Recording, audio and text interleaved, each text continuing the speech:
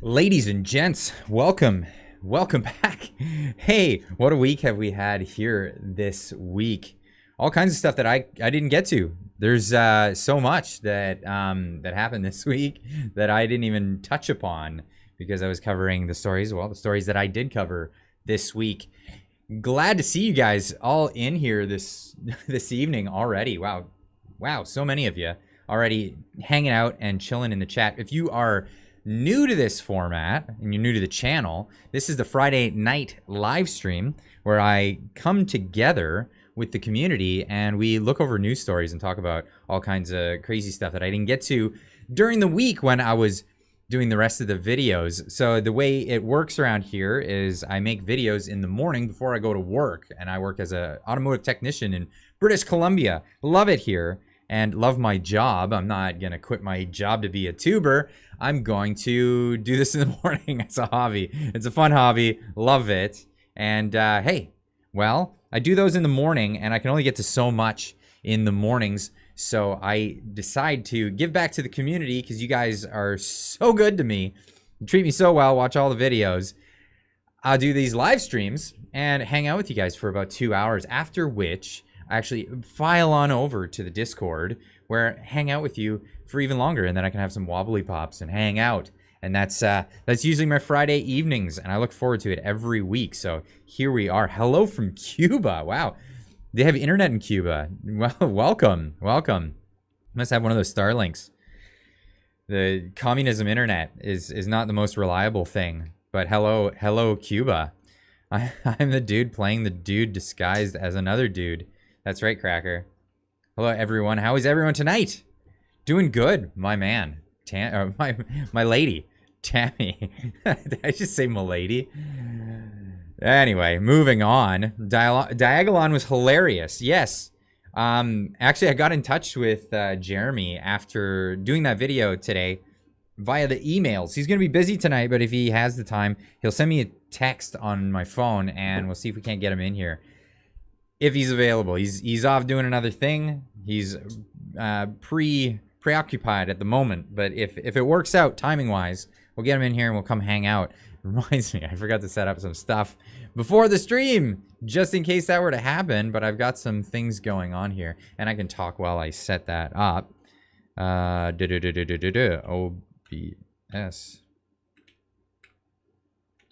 Yeah, so these are things that I like to set up ahead of time, and I totally forgot. But this is how it works on the live stream setup. There's no time for doing it again. Here we go. We'll set it up now and only now. There we go. Setting it up, getting her going. And that's how we do in the live broadcast. Sorry for everyone for that, but yeah, we'll get this thing going. Amazing turnout this week. Thank you guys for watching the videos, and just so much going on. So much. Sorry, I just got sidetracked entirely by that thing.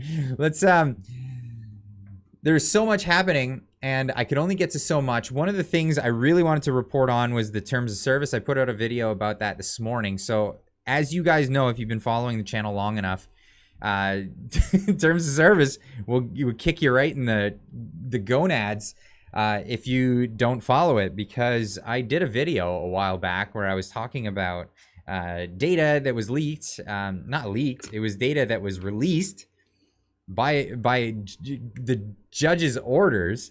I'm gonna leave out who by. You guys probably know exactly what I'm talking about. But I did a video on that, talked about what was in the data, and the video got taken down by YouTube. YouTube took it down, said, we're not gonna give you a strike this time, but this is a warning, as if you had a strike, and it's gonna be on your channel for a while. And yeah, be careful, because we'll take your stuff down if you do that. So I did a video responding to that. Just letting everyone know what happened to that. The video is still up on Rumble, by the way, if you want to go watch that. So everything that I do here is mirrored on Rumble. So you can check that out at your leisure. But yeah, obviously. Scotty is getting to rock for you, bro. Nice. I really enjoyed my conversation on Wednesday with Scotty, and that was an impromptu thing. It was a lot of fun talking with him. Scotty is a really cool guy, and bad YouTube, good Rumble. yeah, but I definitely have much bigger audience here on YouTube, so I'm not going to abandon this one. They'll have to kick me off for me to go exclusive to Rumble. That's kind of the way things are going, but I'm glad people are finding alternatives out there. That's the thing. But yes, chatting with Scotty was really fun. What a great guy. Really cool guy. He had a lot to inform me about what was going on, which I'm going to get into some of the stuff that went on in the media's coverage of it. I don't exactly, I'm just like, what do you, honestly, with some of this stuff, I'm just going to start that there. Just make sure that's going, get this going here. When the media is watching you, and this is where the truckers really excelled during the Freedom Convoy, was the fact that they knew that the media was watching and they were on their best behavior at all times, because they will definitely take you out of context, and they won't show you exactly, you know, you may be doing a thing thinking that this is the image that's going to go out there. It's not the image that they're going to allow. And that's just the thing. Sorry, I just had to set that up just in case Jeremy does join later. Then we can get that going easy peasy. But yeah, that may be the case. We don't know. We don't know. So yeah, we're gonna talk more about that after. But yes, Scotty, what a gentleman. What a cool guy, actually, to be honest. I chatted with him for a while after the live stream and had a good time. He said he was gonna, when he has time, he's gonna join the Discord server as well. Come chat with us over on the Discord, because he wasn't previously a member of that. But I told him about how many awesome conversations take place on the Discord. So that's awesome. Hey, Clyde, F those guys. Interesting. Why? I'd like to know. I want to know all the ins and outs of all of these things. People on the ground are the best people to talk to, because yeah, that's a thing. Full disclosure, I'm a Fed. I carry mail. yeah, like Newman from Seinfeld. Newman. So is it true Jeremy has an arrest warrant in Saskatchewan? Yes, that's true. So I'm gonna get into that when I talk more about Jeremy's story. But chatted with him this morning. There's more details he's gonna bring out soon. He's gonna have some more details about it, or even if he joins later, if he's available. So yeah, that's the thing. I'm not gonna say things that I don't know if I should be saying, but yeah, definitely gonna have him on here at some point. Diagolon Nation, yeah, Newman, exactly. Sorry, out of context. Move on. Okay, it wasn't about those guys. Never mind. It's hard when the chat's just going to catch the context of all the chats as they go by. But anyway, yeah, just throwing that out there for anyone who's new to the channel and you're tuning in after the fact. This is the recording of the live stream that takes place every Friday night at 6:30 Pacific time. You can check your local listings. And next time we have one of these live streams, we'd love to have you join in on the live audience. You can see the off to the side, there'll be a chat scrolling. That was the chat when it was live. This is and in the live chat, I'm reading it live. But that's yeah, that's definitely a thing. Island Jason, did you have rain today? Sky's been full of trails the last few days. Suddenly it's overcast. Thoughts? The contrail thing, I don't know if I buy that theory. I know what contrails are. People call them chemtrails. That's just, I don't know. That was never something I really got down that rabbit hole. Something about they're putting rainbows in our tap water. You gotta remind me. I'll pull up that video. Amazing. They're putting rainbows in our tap water. What's the government doing? Chippy's ATV with $10 super chat. Hit those thumbs ups. Yeah, hit those thumbs ups. Thank you so much for the super chat. Love all the support. Really appreciate it. He had guns He had guns at a gun range. Oh my God, call the cops. No. From what I hear now, it's that event that's being described didn't even take place. And it's all just hearsay. It's all just somebody told somebody, and then that word got to the or not RCMP, but the police, the local police there, or maybe it's the RCMP. I don't know. But yeah, it wasn't even at the gun range, and that was my assumption, right? Oh, they went out to a place where it's legal to shoot, and they all were shooting, and got in trouble for that somehow, like years later. How was your day, Clyde? I had a great day. I had a hectic day. I had a lot of stuff to catch up on. Friday's the day when everybody wants their cars. Because if you don't finish fixing their car by the weekend, people are not always the happiest, and sometimes it happens. So we try to plan ahead of time and make sure that all the cars are finished, ready to go for the weekend. And then I had to fix my car. So last weekend I bought a new car. I bought a minivan for the family. We had to upsize because we had a Honda Element before, and it was getting too small for the family. It might be expanding. And so because of that, had to buy a minivan. Minivans are great, utilitarian. I don't care what you say. I like what I got. So we got a minivan. I had to fix up some things on the Element at the end of the day today, so that I could sell it. That's the idea. Don't want to hang on to it for too long. It's burning a hole in my pocket. He also said that if you came at what? He also said that if they came at you for a gun charge, that you will get a multiple for a single gun. He talked about it on Viva. Yeah. So. Sorry, I just tripping over welcome to the dyslexic news, everybody. I'm actually dyslexic, and it makes it hard sometimes when I see it. If there's a typo or there anything, I just like, what? But yeah, so in Canada, if you get a gun charge for one firearm, they could give you several gun charges for that one firearm. It's like there's a bunch of rules, and there's no like, they'll just throw everything on there. So 13 gun charges doesn't always mean you had 13 like illegal firearms. That's not what that means. Like I said in my video today, I had a friend who lived at a dorm type house. It was a house in a neighborhood, but it was in a ski town, and he was a ski bum with a bunch of other ski bums renting the house out. And he had a room, and there was a noise complaint, and he was playing video games in between doing things for cleaning his gun because he was a hunter. And yeah, so he had his gun out, in pieces, and he was playing some video games as the cops walk in his door, just like walk into his room, and he ends up with a firearms prohibition for a year, I believe it was, and they didn't even charge him with anything, but it was like, unlawful storage of a firearm or something dumb like that, and then it only lasted a year, and then he got his gun back. But that's the thing. So it's considered a firearms charge, and that's the deal. Put a 6.2 LS in it. No worries. Be a great family van. Not with these gas prices, my man. Not with these gas prices. Not putting a LS motor in there. I saw a guy that did it to a Tesla. That was awesome. What to make it slower, but whatever. It's louder. Song parody. I heard it from a friend. Woo. Heard of it. Heard it from a friend. Woo.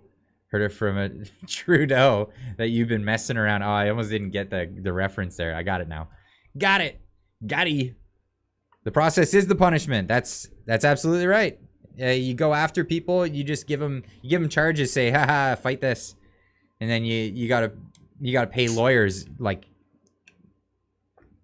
in perpetuity. That's it. See ya any possessions that you ever had.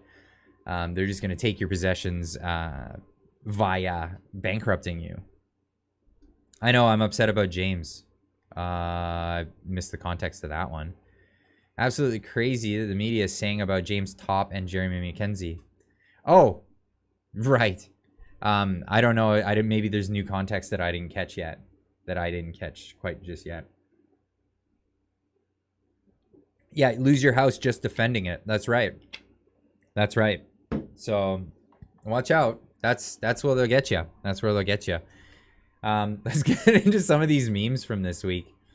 You guys are great, putting out the memes in the Discord. This is one I don't want to read it out loud, just in case there's any. Why did that go to that window? I want you to go up to this window. Come on.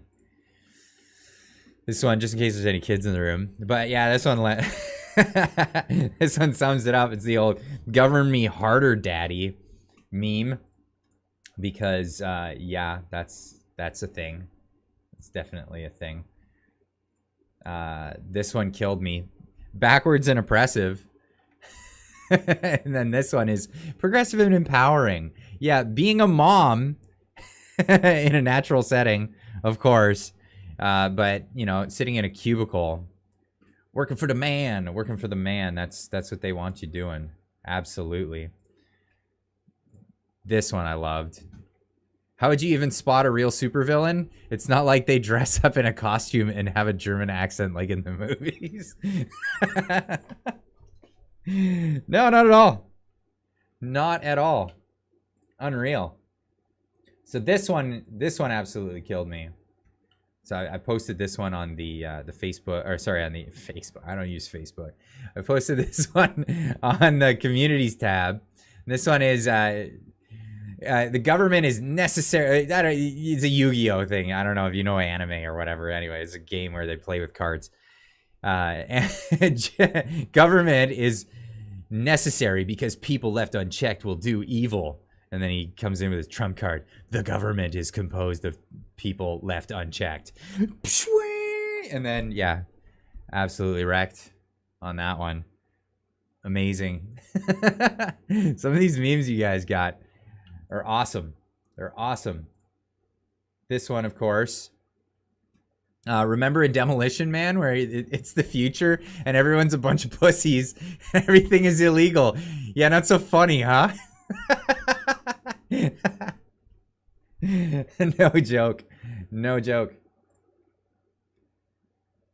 So this one had me roaring because well this is the new pride flag, but somebody's just, you know, rearranged several of them together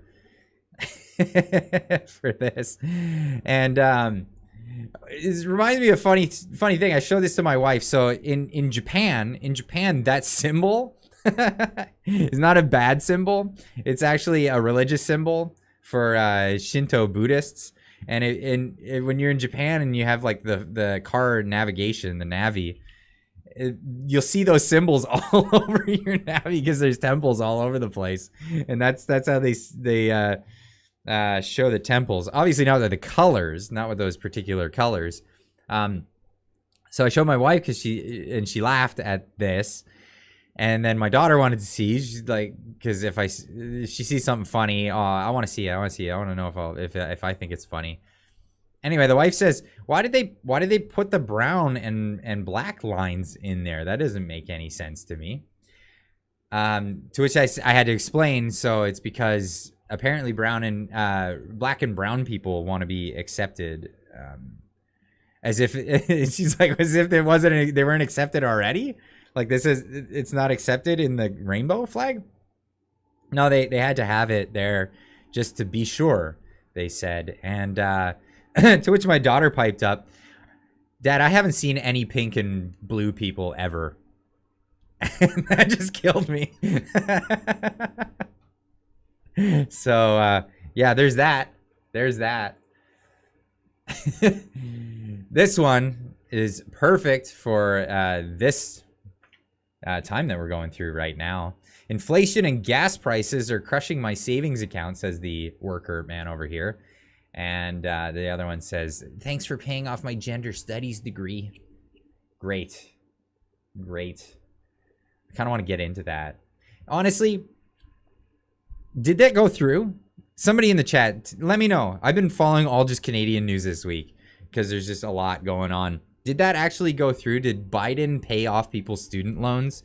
It's tragically accurate. That's true. But yeah, did he actually go through with that? Because like, why stop there? Why stop there? We should pay off everybody's mortgage. Let's just pay off everybody's everything. Yes, they are. Like, Yep, it went through. It's an energy symbol since temples were energy batteries. Okay. Yep, not until December. So get out there and get a tuition really quick. Just get out there before December. Get your whole education. Go to Trump University. Whatever you got to do. Spend that money. Spend that money because, well, like, what? Honestly, so most of us that you know, didn't go to school, and you know, I'm not bagging on people who went to school for legitimate reasons. If you want to be a doctor, you got to go to school. If you want to be a psychologist, you got to go to school. If you want a gender studies degree, why are the taxpayers in America paying for that? How are people okay with that? Unacceptable Fringe with a $10 super chat. Thank you so much.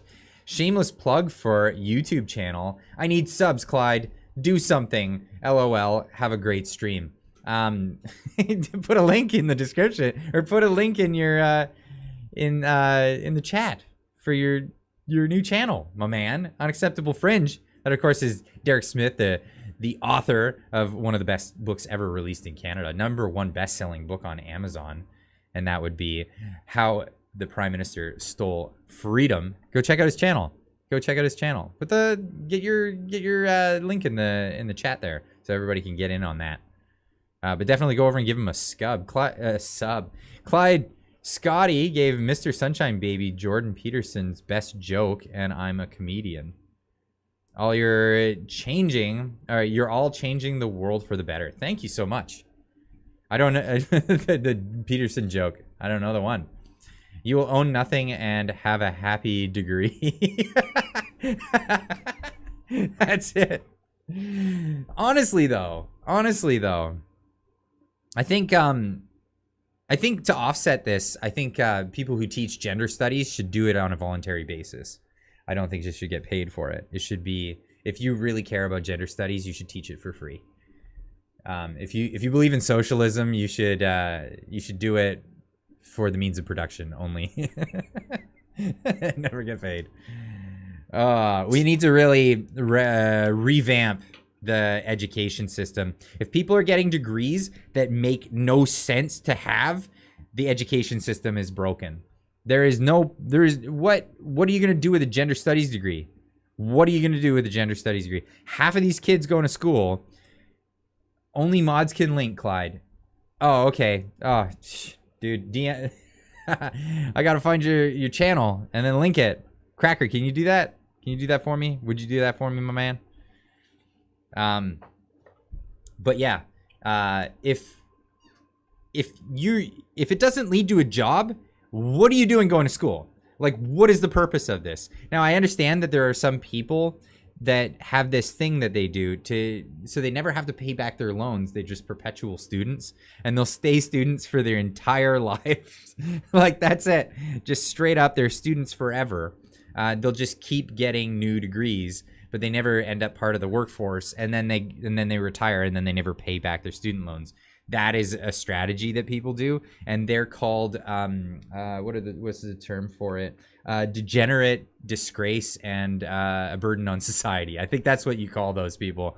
So those individuals, they come out of it and they got prestige. They're like, I'm a doctor of like 10 different things. Like, no, you're useless. People get educations so that they can apply the education. The whole purpose of getting an education is so that you can take it to your vocation. You go to a vocation with an education. You don't go to Starbucks with a gender studies degree and 200 grand in debt and cry to Joe Biden and expect taxpayers to actually feel sorry for you. Honestly, this is a joke that's actually going through. Absolute disgrace. Absolutely a disgrace. It's insane. Insane. Students go to university for an education, go to college for a job. Right. So do they have that difference in America for university or college? Like in Canada, they have college. Colleges tend to go towards some sort of skill or things like that. So I went to BCIT, so it's like Institute of Technology. Some people call it a college. I guess that's a college. It's just BCIT. But yeah, it's where all the tradespeople go. It's the trades vocation, vocational studies place. But you have all kinds of stuff like robotics and engineering. Like it's a big thing. But yeah, universities. Give me a break. And the tuition, and people just go along with it. They go along with it. I get it. If you want to be a doctor, you got to kind of do it. And that's really, really, USA has tons of vocational schooling. Right. But what I was asking though was like, what you guys consider the difference between college and university. In Canada, we typically say college is for like a vocational school. University is where like, academia is, that kind of thing. But I always hear Americans saying college when they mean like doctorates, like getting academia and stuff. So I don't know if there's like a bit of a change in the language over the border. I got more crowns than the queen and 8 root canals. Oof. Oof. Wow, it took me to the end of that to get it. If you're not studying to be a specialist, it makes sense. If you're studying to be a specialist, it makes sense. STEM will always need a degree. Yeah. But the thing is, people aren't going to school for a job. And to me, that is just ridiculous. It's pointless. What are you doing? There's a lot of kids that, I don't know what I'm going to do. I'm just going to go to school. That used to be a thing like back in the 60s, 70s, maybe early 80s and stuff. But you don't just like, I don't know what I'm going to do. I think I'm just going to, spend $100,000 on this degree I don't care about. Maybe then I might change my mind, spend another $100,000 on something else that I might not care about. And then, by the time I'll discover what I'm going to do, and then I'll spend another $200,000 probably on that that education that I'll need to get a job. No, like actually know what you're going to do.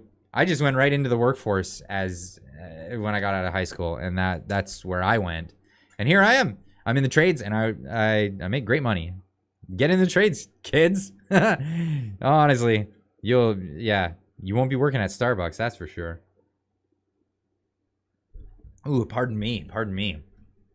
Let's get into some of this stuff that I wanted to talk about.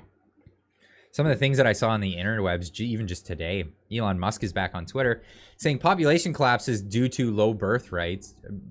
Population collapse due to low birth rates is a much bigger risk to civilization than global warming. Go out and make babies, people. I think that's what he's getting at. Go out and make babies. I'm on that path. I've made 2 already. God willing, we'll have another one. But yeah, no, I agree.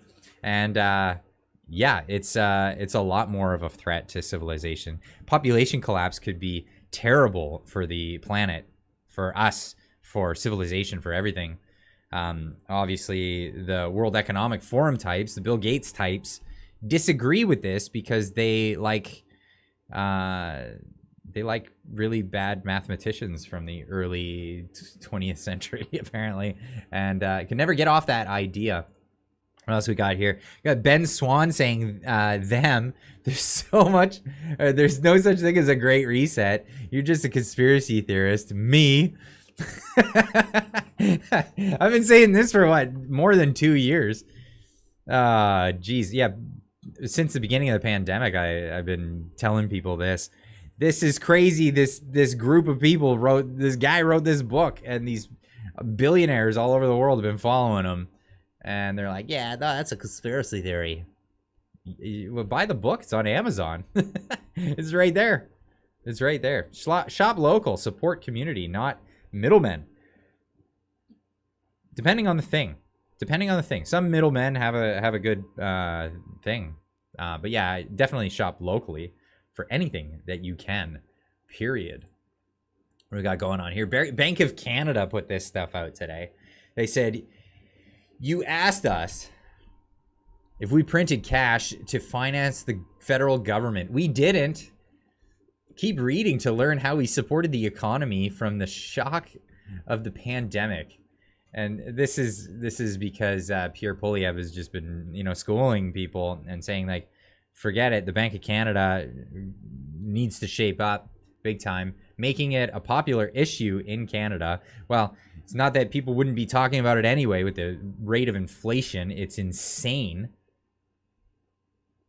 It's hilarious, Clyde. Still pro people. Still pro people. Hold on. Wait, what? I missed the context of that one entirely. Am I the only one who here sees the contradiction? It's a culling. Pierre for PM. Lots of people supporting Pierre. Shape up is right. Yeah, people need to shape up. Inflation is engineered because of fiat monetary system and the Fed. Well, yeah, and the Fed in the U.S., but the Bank of Canada. Basically, here's the simple answer for this: the Fed is terrible. The Fed is terrible, and my air conditioner is blowing way too cold right now. Tear it down. The remote's not working, and this is. My arm's gonna go numb from the thing blowing right on me. Anyway, so the Federal Reserve, since they came into power, they've just been printing money. Just printing money. Print. They got the printing press. They just print. Money printer go brr, as the meme goes. Money printer go brr. Inflation is always... Inflation, remember this. Inflation is always the result of monetary policy. Deflation has many other results. There could be a monetary policy where they, as soon as they get money, they burn it. You'll never see that. You'll never see that. Deflation is a product of economic growth. So deflation happens when there's more goods and less dollars going after those goods, and that's just the way it goes. So the prices go down. There's it's an economic fundamental. When you have all kinds of new products hitting the market and not enough buyers, you get deflationary things. And this is what happened. This is what happened in North America when the big economic booms happened, when the Industrial Revolution took place, when everybody started tooling up after the wars. Everything ramped up. Things went up. Harper era. There was no deflation at that time, I guarantee you then.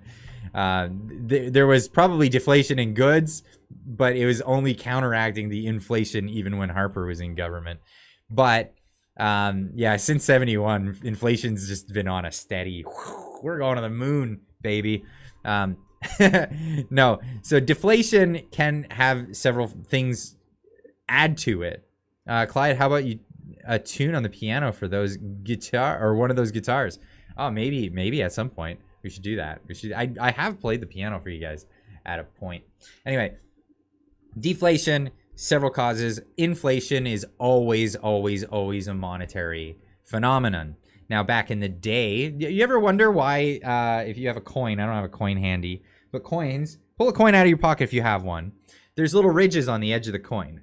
And that's not by accident. They did that on purpose. And the reason why they did it is because that's something that took place years ago when coins were not first issued, but I think it was back in like the Roman times. There would be gold coins, silver coins, things like that. Well, a way of inflating the currency was to actually clip little bits of the metal off the edge of the coin. And that's what they would do. The government would do it. If you did it, it was defacing the currency.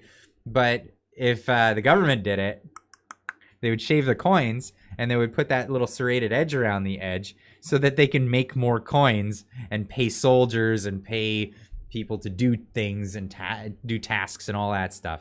So this is a thing that that was done in the past when they had hard money, hard currency to inflate the currency. So inflation is not a new phenomenon. Inflation by fiat and at this extent is a more new phenomenon. It happened in Weimar Germany. It led to what ended up being the Second World War. They had runaway inflation or hyperinflation, as we've heard of it. Zimbabwe is the most recent case where they had that. Zimbabwe, famously, you could get trillion-dollar notes. They even printed trillion-dollar notes. Their money printer literally went burr. Now, the Bank of Canada is saying money printer, no burr at the money printer in Canada. In fact, we didn't even turn our printers on for this time. So the pandemic crisis has been like no other. As a result, we took measures like buying bonds to ensure a strong and stable economy. Where did they buy bonds from? Did they have a Scrooge McDuck bin of money that they bought those bonds with? Let's find out. We bought existing government bonds from banks on the open market. That you have to. It's called that when they mature, you have to buy them back. That's how it works. Why? This helped unblock frozen markets at the start of the pandemic. It lets households, companies, and governments across access funding when they really need it. Buying bonds also pulled down interest rates across the economy. This lowered the cost of borrowing to help Canadians get through the pandemic. Now, so this is not a new phenomenon. Buying bonds is how they print money. This is the whole thing, right? So they buy bonds and they put money out into the circulation. They're just telling you how it's done, but this is how money printer go burr, right? So this is how they do it. It brings down interest rates. This is exactly how the Federal Reserve does it. They called it quantitative easing, but issuing bonds is how they how they issue new currency. But then buying back bonds, they buy them back out of what? Out of their Scrooge McDuck bin? No, they just make numbers on a piece of paper. We did not print cash to pay for the bonds. We bought bonds with settlement balances, a kind of central bank reserve, not with banknotes. What's the difference? Well, we didn't even have to cut down trees to make the paper. Essentially. So I replied to this one. In other words, money printer didn't go burr. Monetary supply digital database went burr. That's what happened. So yeah, they're buying back the bonds. They're buying back the bonds, and that's to reel things in. So they're not going to print new currency. They're going to squash that. At least they're going to try to squash that. And the idea here is supply and demand. Everyone understands the quick, easy supply and demand curve stuff. So the supply of money in the market is what determines interest rates. So if you think of an interest rate as well, I want money now. Give me money now. I'll pay it back later, right? That's the concept. That's the concept of borrowing. Now, well, what's the price of borrowing? Well, the interest rates. So it's called a time preference. You have a preference to have it now as opposed to later when you saved for it. So what you would do is you would pay the surplus on that, and that surplus is the price. That's the interest rate, how much you're going to have to pay in order to borrow now from that. Now, if there's a lot of people that are saving money, if there's a lot of people saving money in the market, superior show. Thank you so much. If there's a lot of people saving money in the market, so you have a lot of money in your bank account, that money doesn't just sit in the bank account. That money is available liquidity that will be lent out by the banks. This is just how it works. The bank will pay you an interest rate. The bank will lend out for another interest rate. And then there will be a prime rate and all that. And then if there's a lot of savings in the market, because say interest rates are really high and people are like, well, I'm going to put all my money in the bank account because I'll make money just by having money in the bank account. Well, that encourages a lot of liquidity to go out into the marketplace. When that happens, you drum up the supply. The supply goes up, the demand goes down. So this is the equilibrium of supply and demand, right? Supply goes up, demand goes down.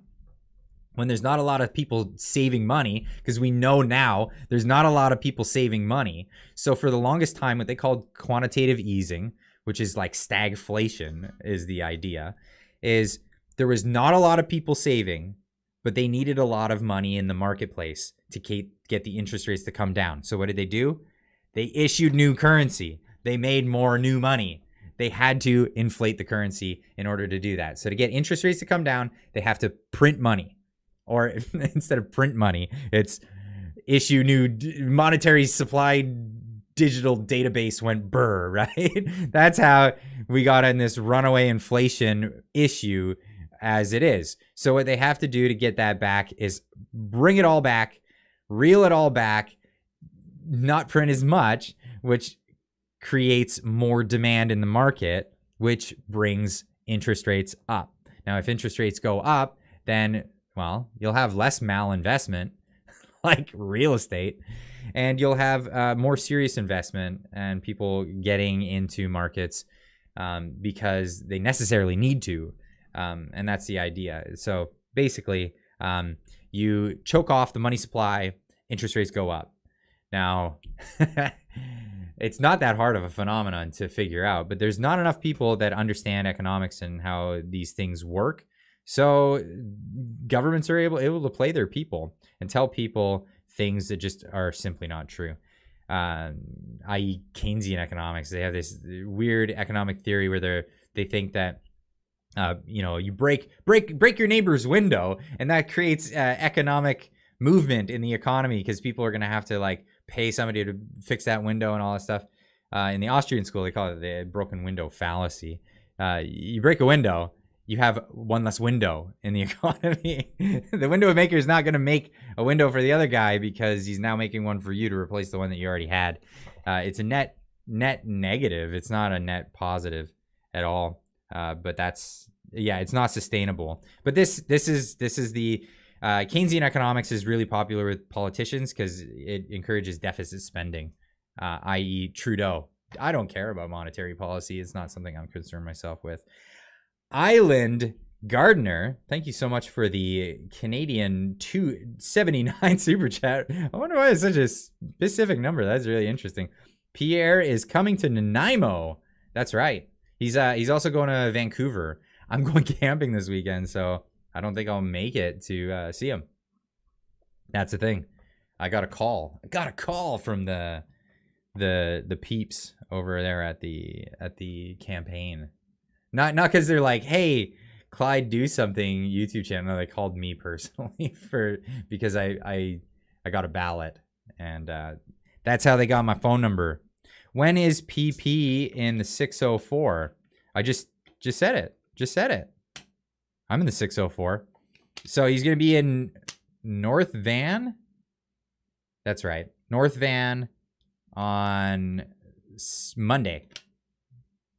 Did I say Monday? Yeah. I think I wrote it down somewhere. I wrote it down and then took a photograph. But yeah, he'll be in the 604. That's for sure. And that is... For those that don't know, 604 is the Vancouver area, Lower Mainland, that kind of thing. Where did I take it? Took a picture of it. So I forget the name of the place in North Van in the morning, and then he'll be at the Italian Cultural Center at 6:30 p.m. in Vancouver. That's a thing. So go check him out. Go meet him up. Meet up with him. 250 in Vancouver Island. I see 250 numbers. They ran out of 604s, man. I think a long time ago. I see non-604 numbers all the time from around here. The money tree flowers every day. Yeah, exactly. Calgary tomorrow? Where? When? No, I don't know. I don't know if he's there. I know he's on that campaign trail. I got a call from Cheray's campaign asking me if I was going to be supporting them. I said, yeah, not likely. Oh, well, can we get him for a number 2 pick?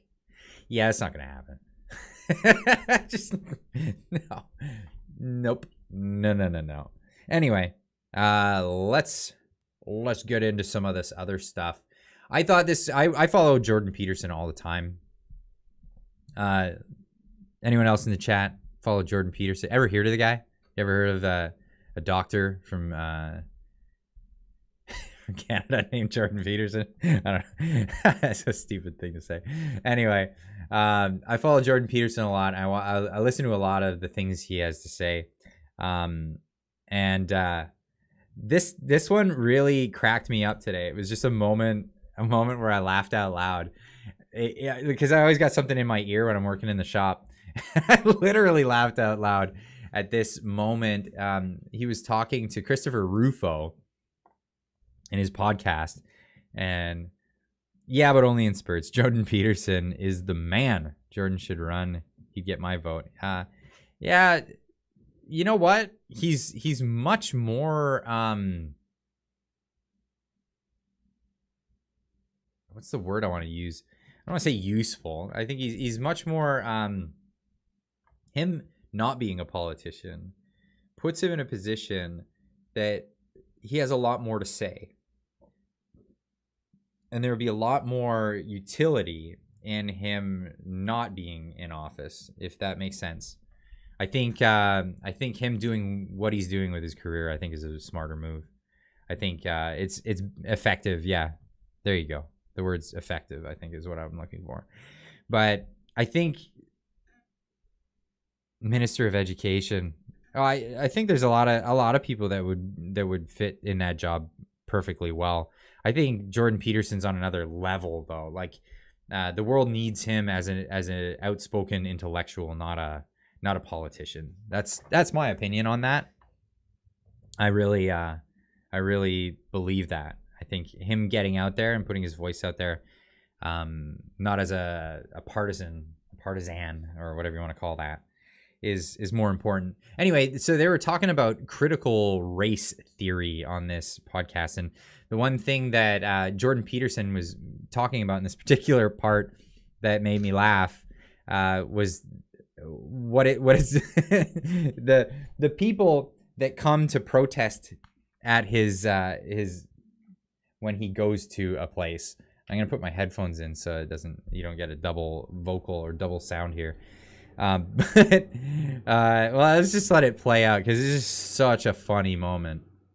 Well, the most disastrous public events of my life have been on university campuses where I'm harassed by student radicals or literally accosted by them, yelled at by unbelievably narcissistic brats, generally harassed a lot by the administration for even daring to go to the damn university, having all sorts of obstacles put in my path when I agree to do so, and then and spending a lot of time and resources to speak to people who are often extremely narcissistic for very little effect. Now, that's not always the case. I've had good experiences at Cambridge and at MIT and at Stanford most recently, and so it can work, but it often doesn't.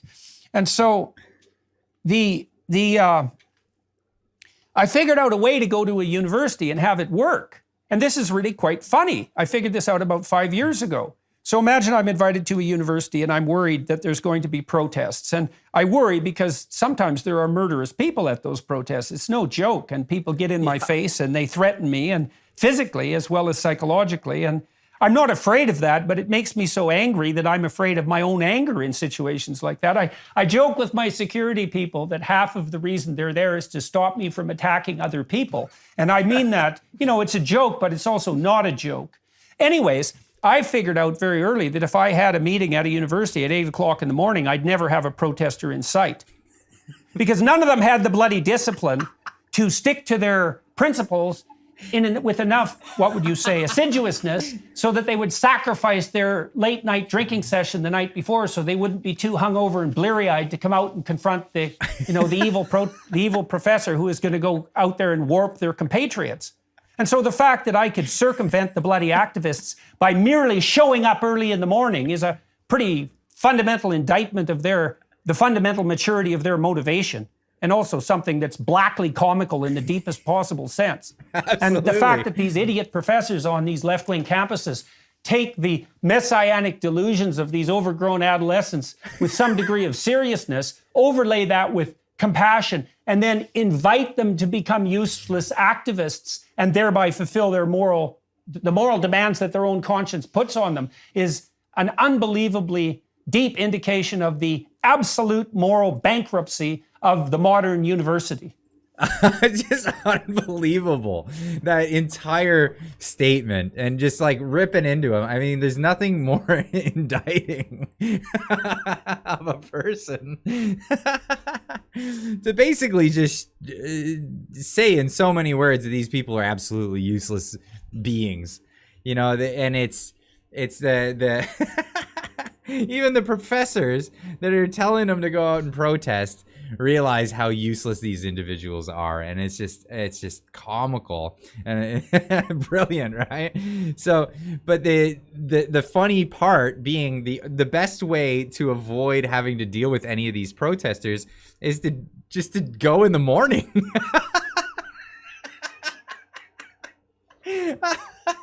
They're so fervent.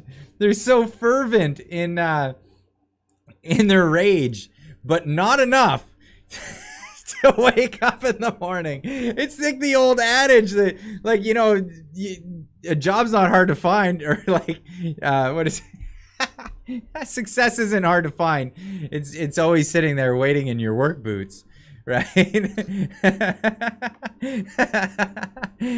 Oh, it's absolutely amazing. It's brilliant. Yeah. So if Jordan Peterson wants to go to an event, all he's got to do is show up at 8 a.m, and he's guaranteed that he's not going to have a bunch of protesters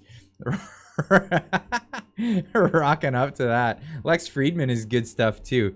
Yeah, I only had a gripe when he didn't really hit that hard against the CEO of Pfizer when he had him on.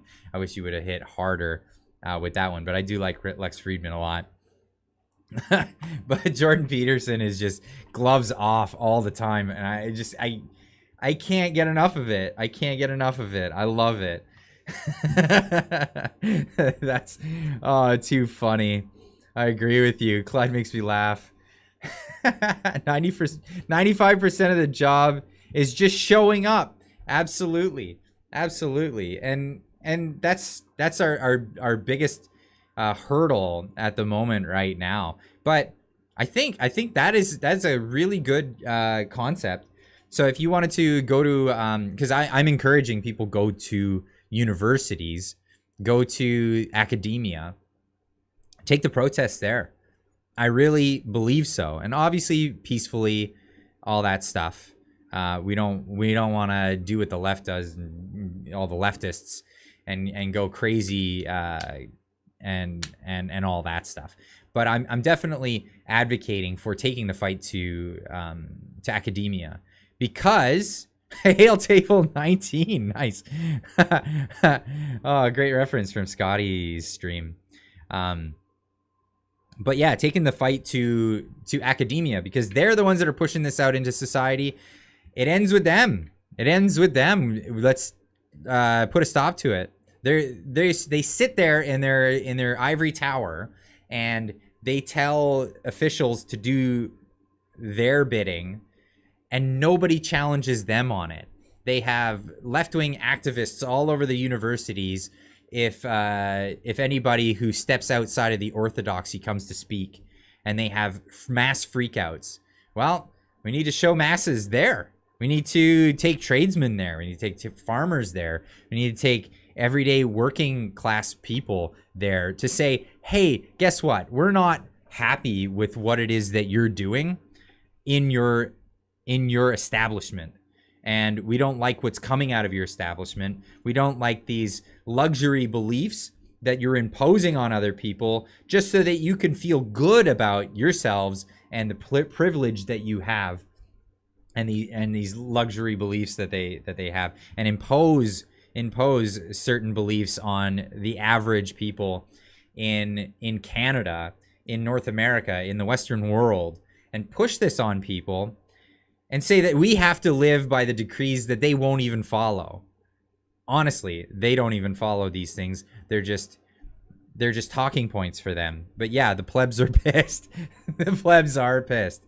And we need to take our fight to academia. And I don't mean in a louder with Crowder sort of way. He wants to engage with like young people and engage with yeah, that's fine. Engage with them. No, I want to go right to the faculty. I think we need to take this fight right to faculty, They're the ones that are causing this problem. They're the ones indoctrinating children. And we need to go to them and say, listen, here's what's up. We don't approve of what you're doing with our society. We're the ones that are the cogs in the gears in the machinery, and you're sticking wrenches in these cogs, and things are about to break. And guess what? We're pulling you down with us. You're coming down. And that's what needs to be said about this. Yuri Bezmenov talked about it. Absolutely, he did. And I think the woke institutions need an overhaul. They need an overhaul. Whether and I'm not saying with violence. I say absolutely with no violence. I would never advocate for violence, but there is a good thing to say about maybe running a charity drive to say, hey, let's put some money together and let's pay the restaurateurs to just stop serving food there. Or let's encourage the lorry drivers to just stop delivering at those locations. Things like that. Things are all within the legal confines of the law. But if we're going to make people uncomfortable, well, it should be the people that are making our lives uncomfortable. And that's what I have to say about that. But let's do it all at 8 in the morning so there's no opposition. And that cracks me up the most. That cracks me up absolutely the most. That they don't want to wake up. They won't wake up in the morning. That's why they won't show up. There'll be no opposition. Oh, too good. Too good. But yeah, people would be a little upset with the university if all of a sudden there wasn't any food there. Think about that. Just think about that. But let's get into some other things. I wanted to go over a little bit of something that Jimmy Dore pointed out this week, and it's interesting, and it goes along with something that I heard from the Dark Horse podcast. I've spoken really good things about Dark Horse podcast here many times. Brett Weinstein and is it Heather Weinstein have an excellent podcast.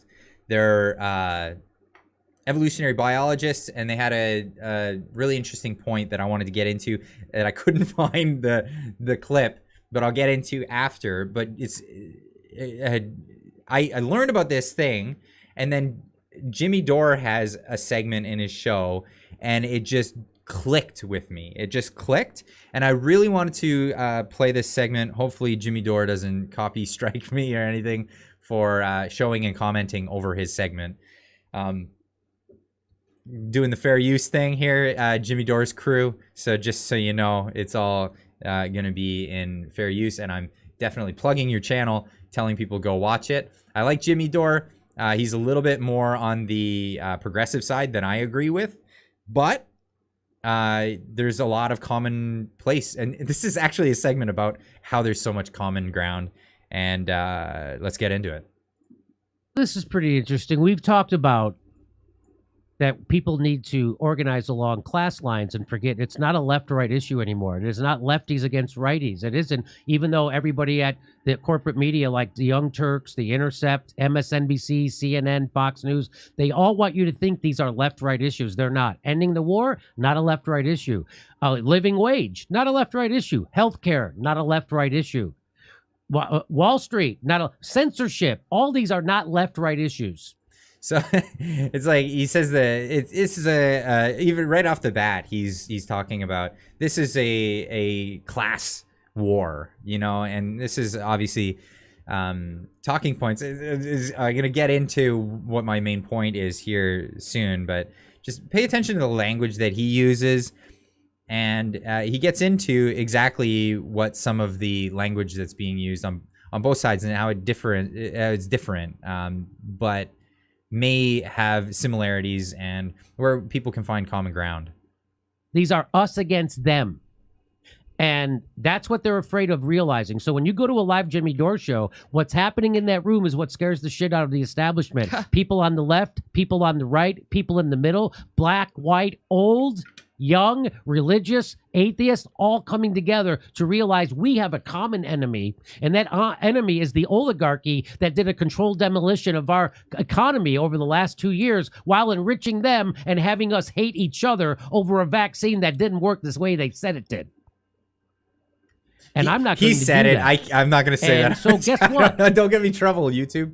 Somebody went and talked to a Trumper, a socialist, communist went and talked to a Trumper, and friend of the show, Jay from the Revolutionary Blackout Network, he said, proof that when you talk about issues from a layman's perspective, people will agree with you, even if they claim to be conservative, because it's a class issue.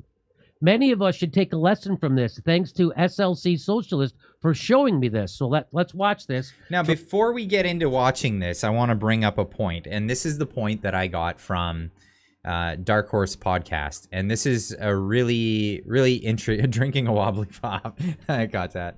I can't have any on YouTube, so I'll have them after. Definitely join the Discord, and I'll be in there having wobbly pops with all you guys after the show.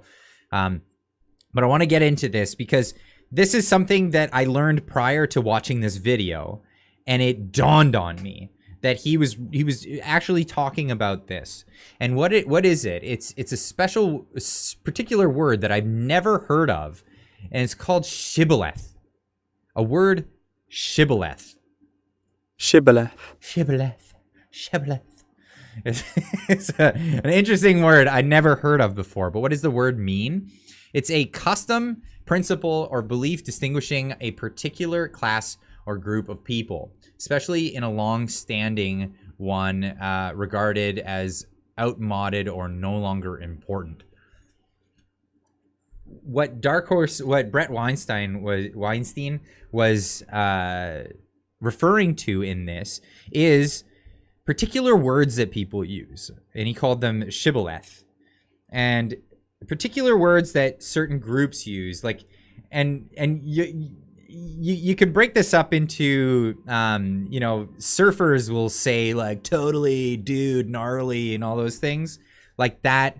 That is a shibboleth. As soon as you say those words, you can associate that person with a particular tribe or group or that kind of thing.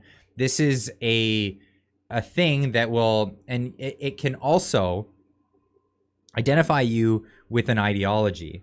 And this is something I didn't know that there was a word for this, but it's shibboleth. Shibboleth is that identifier. It's that thing that will identify you by using a particular vocabulary. And if you use the vocabulary, gnarly, yeah, use the gnarly, whoa, the waves I get so pitted, like, yeah, that would be shibboleth for a particular thing. But if you start saying things like the oligarchs and it's us and them, Jimmy says these things all the time. So he's a very progressive person, right? So he uses a lot of language from the progressive circles. And again, that term, shibboleth, these are the markers. These are the markers that can tell other people within his group that he's a friendly, or tell the people from the out group that he's not a friendly. And I found this really, really interesting. And what compounds it is the fact that if you change your language and you just simply stop using the words that are shibboleth of the out group when talking to another group of people, you may have more effect in reaching them. As soon as you use particular verbiage, they'll identify you as the out group. And it's really, really interesting. And man, this thing is getting me so cold. I gotta work. There we go. Shut it off. I'm freezing in here because the thing's just going full tilt. I forgot to turn it off. Anyway, so yeah, this idea of a shibboleth being a marker to teach, to give people the idea that you are part of the out group. So what this guy does, and he's a total socialist, right? He's a total socialist. And what he does is he says to this guy who's a Trumper, things based on his own ideology, but he just uses different verbiage as to not trigger the automatic responses that someone might have because of this, as we referred to as shibboleth, which again is a word I've never heard of, but this is really interesting. So here's a guy who's a socialist going to talk to a Trumper conservative, and watch how he doesn't hate him. Watch how he finds ways that they're alike, that they can work together on in agreement. And this is what scares the shit out of them. And you watch how they're... So Jimmy Dore is obviously saying, watch how he doesn't hate him, because Jimmy Dore thinks that anyone who's like a Trumper is going to automatically be like, yokel, I hate you. I hate you. Why you got with your socialist words and all of them? You know, Jimmy Dore's Jimmy Dore. He's a progressive. So he's got his own opinion about what Trumpers are. But here you go. There it is there. And man, he's got an angry face on right there. But that being said, most people who go to Trump rallies that I've heard of will all say that the people are so very nice. But anyway, we'll let the story continue here. Trying to shit on this because of it. Wow. That's like when I interviewed a Boogaloo Boy. They all freaked out. We can. Yes, we can. And watch this. In order to stop the communist agenda, we need to get rid of the big banks. Right. Karl Marx, no one knew who he was until the big banks distributed all of his literature. Right. Yeah. So in order to get rid of communism, we need to get rid of the big banks. Yeah. Get rid of big pharma. Right. What else? Big tech. Right. Yeah, and it's like... So this guy, he gets that there are a handful of oligarchs that have way too much control and power in our culture and society. They get that. See, as this segment's happening, Jimmy's using the shibboleth of his people. The oligarchs. We got to go after the oligarchs. He knows that the oligarchs are the bad guys. And I'm not hating on Jimmy. I'm just saying he's using these linguistic words that are just, you know, these are the calling. It's like like people say dog whistles, but it's not insidious like that. It's just like these are the words that people of that particular flavor like use all the time. But when people from the other side hear that, it tends to get them to shut down. And this is what's interesting to be mindful of when talking to people. It's really interesting. Yeah, buzzwords. There you go. Okay. Just like we do. Land like these like landlords that like are coming in and buying like hundreds of properties. You don't even know what corporation. Like China is doing it, and Bill Gates. Zillow. Yeah. I feel like So he gets that. He's not a complete free market guy. No, he gets that there's nefarious, powerful, well-moneyed forces that are wrecking our home market in the United States, and we should do something about it. We do too. People here are very fed up, and they're ready to collectivize and sort of seize the means of production. Oh God, you had to seize the means of production. But yeah, that's yeah, right there. Oh. So he's saying to this guy a Marxist idea that the workers should seize the means of productions, workers at companies and corporations, instead of... Sorry, but I'm going to have to jump on this one. Seizing the means of production is a meme anymore. Because the concept of seizing the means of production is a thing that socialists say all the time. But then it's like when the dog catches the car, what is the dog going to do now, right? the people who are socialist advocates, they're not factory workers. They're not organizers of logistics in industry and infrastructure. So they always say things that they're just like, and this is why whenever I hear the words seize the means of production, it's just so laughable, because they don't even know what the words mean. at the end of the day. Once that dog catches that car, what's the dog gonna do with it? Honestly, what is it?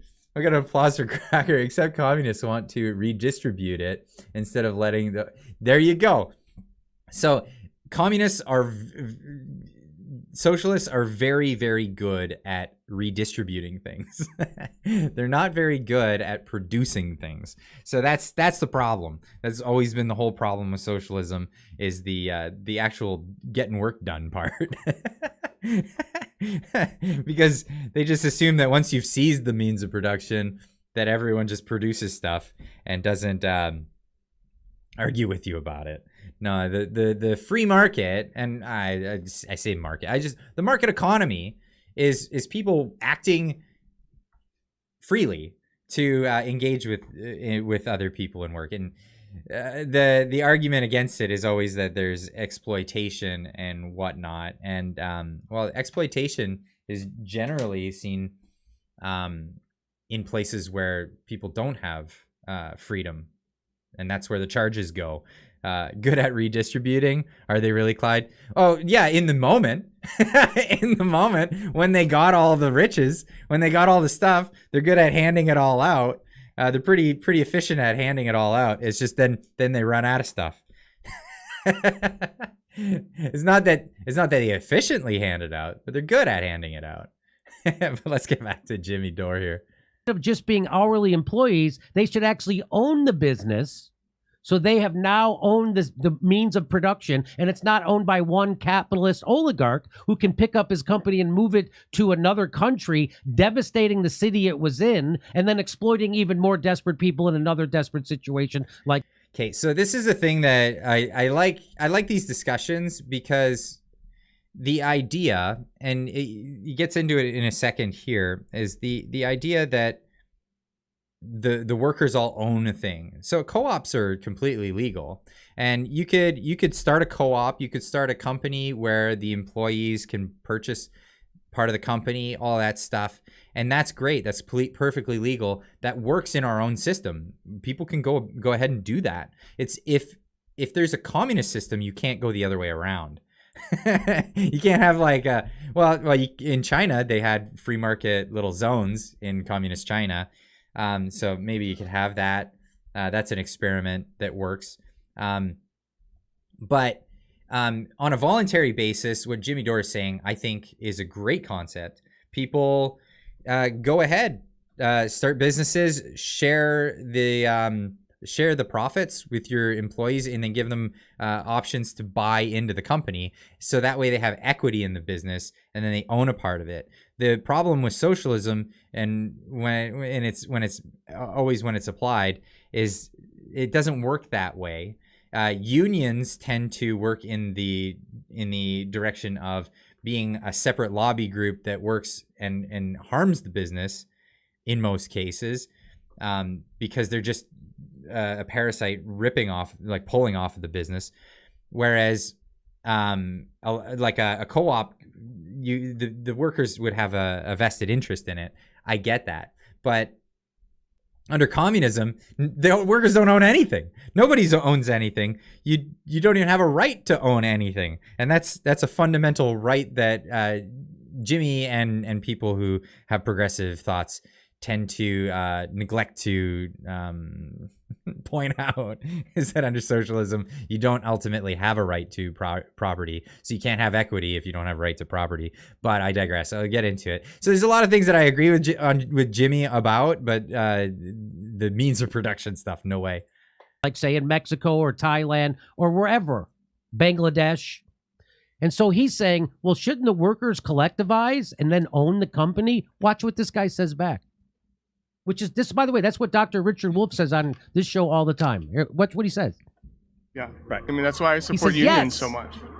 You know, well, So this guy says that's why I support unions, and you could see he's unions. I've always had a reflex to not like unions, but watch what he does say. It's funny. I work for actually not this shirt, the other shirt I had an earlier, for a company not too far from here called Liberty Pump, non-union. They let the owners of the company sold a third of the company to the employees, so the employees have ownership of it. There you go. That's exactly what Mark says. No, it's not exactly what he Work- says. Sorry, I gotta get into there with you, Jimmy. That's not what he says. The seizing the means of production is stealing the company that somebody else built. Bringing in communism or whatever, that would be that. Having a union is forming a group that has exemptions from antitrust laws, from anti-competition laws, in order to exploit the business. They end up with a contract with the business, and then they can. The reason I say that it's they have antitrust exemptions is because they can collectively bargain. Businesses are not allowed to do that. No other entity in the marketplace is allowed to collectively bargain. It's called antitrust. So you have a bunch of workers that get together, but what ends up happening with that? You end up getting the union bosses, and then the union bosses historically always end up in bed with the bosses at the company, so that the union doesn't ruin the company. But then they're just, it's working off of they're executives now, and they become like little politicians in this economic backwards environment. And who loses? Well, the business and the customers in the end is who loses in that exchange. And basically the company will survive or try to survive as long as they can, while the workers try to extract as much resources from that business, whatever equity was built up over the years. This is the way things go. And I understand why people are against unions, because that's the way unions have gone historically. People open up a little, construction business. You end up having, a few employees. It gets bigger. Then they want to form a union, and you go bust. It's such a familiar story to a lot of people that I know.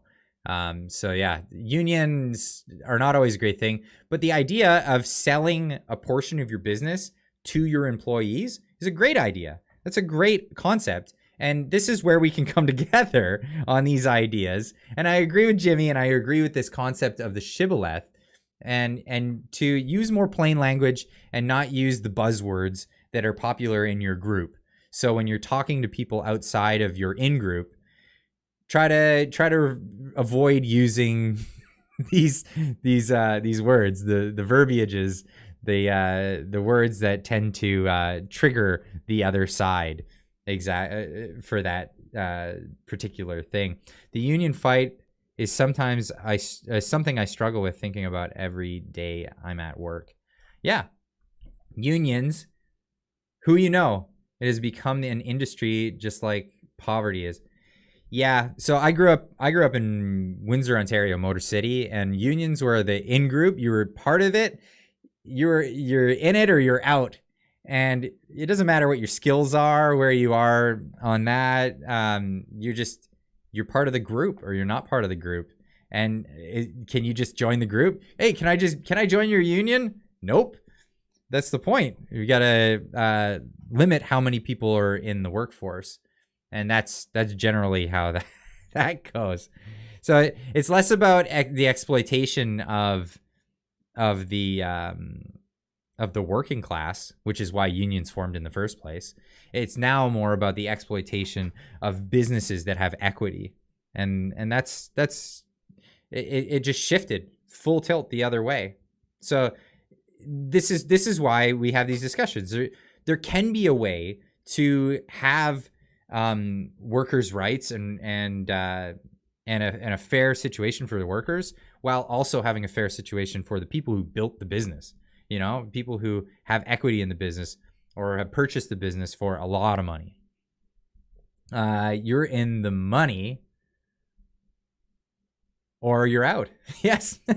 Yeah, that's it. Yeah, unions, you're in the in-group or you're not in the in-group. And even within the unions, trust me, I talk to union guys in Windsor all the time, and it's like, it depends on where you are in seniority in the union. If you're part of this feeder plant, you could get shut down because the guys at the assembly plant who are higher seniority just wanted to shut the whole thing down and they just wanted a vacation. They got a deal in their contract that they get paid if the thing shuts down, but your contract doesn't have that. Do you think they care? You're part of the same union. They don't care. They don't care at all. And that's a sad reality of the whole situation. But let's keep going with this video. So he's saying that's a great thing. He goes, I worked for this company, some pump company. It's a non-union company. People love the company. And the owners sold a third of the company to them. So now they're owners in it. So now they get a decision-making role at the company, the workers. And he sees that as a positive. Now, most right-winger, most people, corporate Democrats, Republicans, all of them, establishment, will tell you that's horrible. That's communism. He's saying, no, that's empowering the workers. That's what this Trumper is saying. It's not communism. It's not communism, but it's not corporatism. It's the idea that the people within the organization can have a stake in it.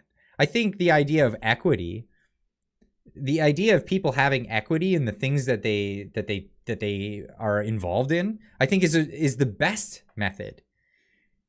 Like I always preach that people should start local first. You know, things are always most important in your family. Make sure everything's good in your family, and then branch out. So everything is a bottom up sort of operation here. But having equity in everything that you have. Now, when I'm at work, I'm a mechanic. I own so many tools. I own a lot of tools, and I have equity in those tools because they're mine. Now, at every shop, you'll have the tools that not every technician has. In every business, you'll have tools that not every person at the organization has on their own. So the company will supply certain ones like ball joint presses, things like that. And there's no equity in them. I call them commie tools because they're the communist tools. They're over there. Nobody cares about them because they didn't buy them. They didn't pay for them. And what happens to those tools? They get shriveled. They get absolutely sessioned by technicians. Just like they don't care. And then they put them away all bent and put them away in bad shape. They forget to put stuff in. Who cares? The box gets broken, whatever. Don't care. Throw it back. Yeah, good tools aren't cheap. But the communist tools, the problem with the commons tools, they get trashed because there's no equity in them. As soon as you own something, you have way more equity in a thing. So if you have ownership in a business, absolutely you have more equity. So yeah, this is where we can find common ground with people who are on the left, even on the progressive side of things. So like Jimmy Dore, way on the progressive side, we can find common ground with these people. Don't necessarily like the idea of unions. Don't necessarily like the idea of pushing the seizing the means of production, or the idea of abolishing property ownership. I think those are terrible ideas that lead to terrible things. But you can discuss these things once you find that common ground. You say, hey, how far are we willing to go this way, that way? This is great. Lol, the Jimmy Dore show. Yeah. See, that's the thing. I do agree with a lot of things that Jimmy Dore says. I don't agree with all of the things Jimmy Dore says. And in one clip, I'll find things that I agree and disagree with. It's so funny. To a communist, they're agreeing. And if you don't think this makes the establishment shit their pants, you've been watching too much corporate news. Yeah. Because it does. So this is the big point. Here we go. Just a lot better. Well, they're collectivized. So it's a lot better. He's saying now the ownership of the company is in the hands of the workers, which is a lot better. Let me back it up. Fox Tube, greetings from Mexico. Welcome to the show.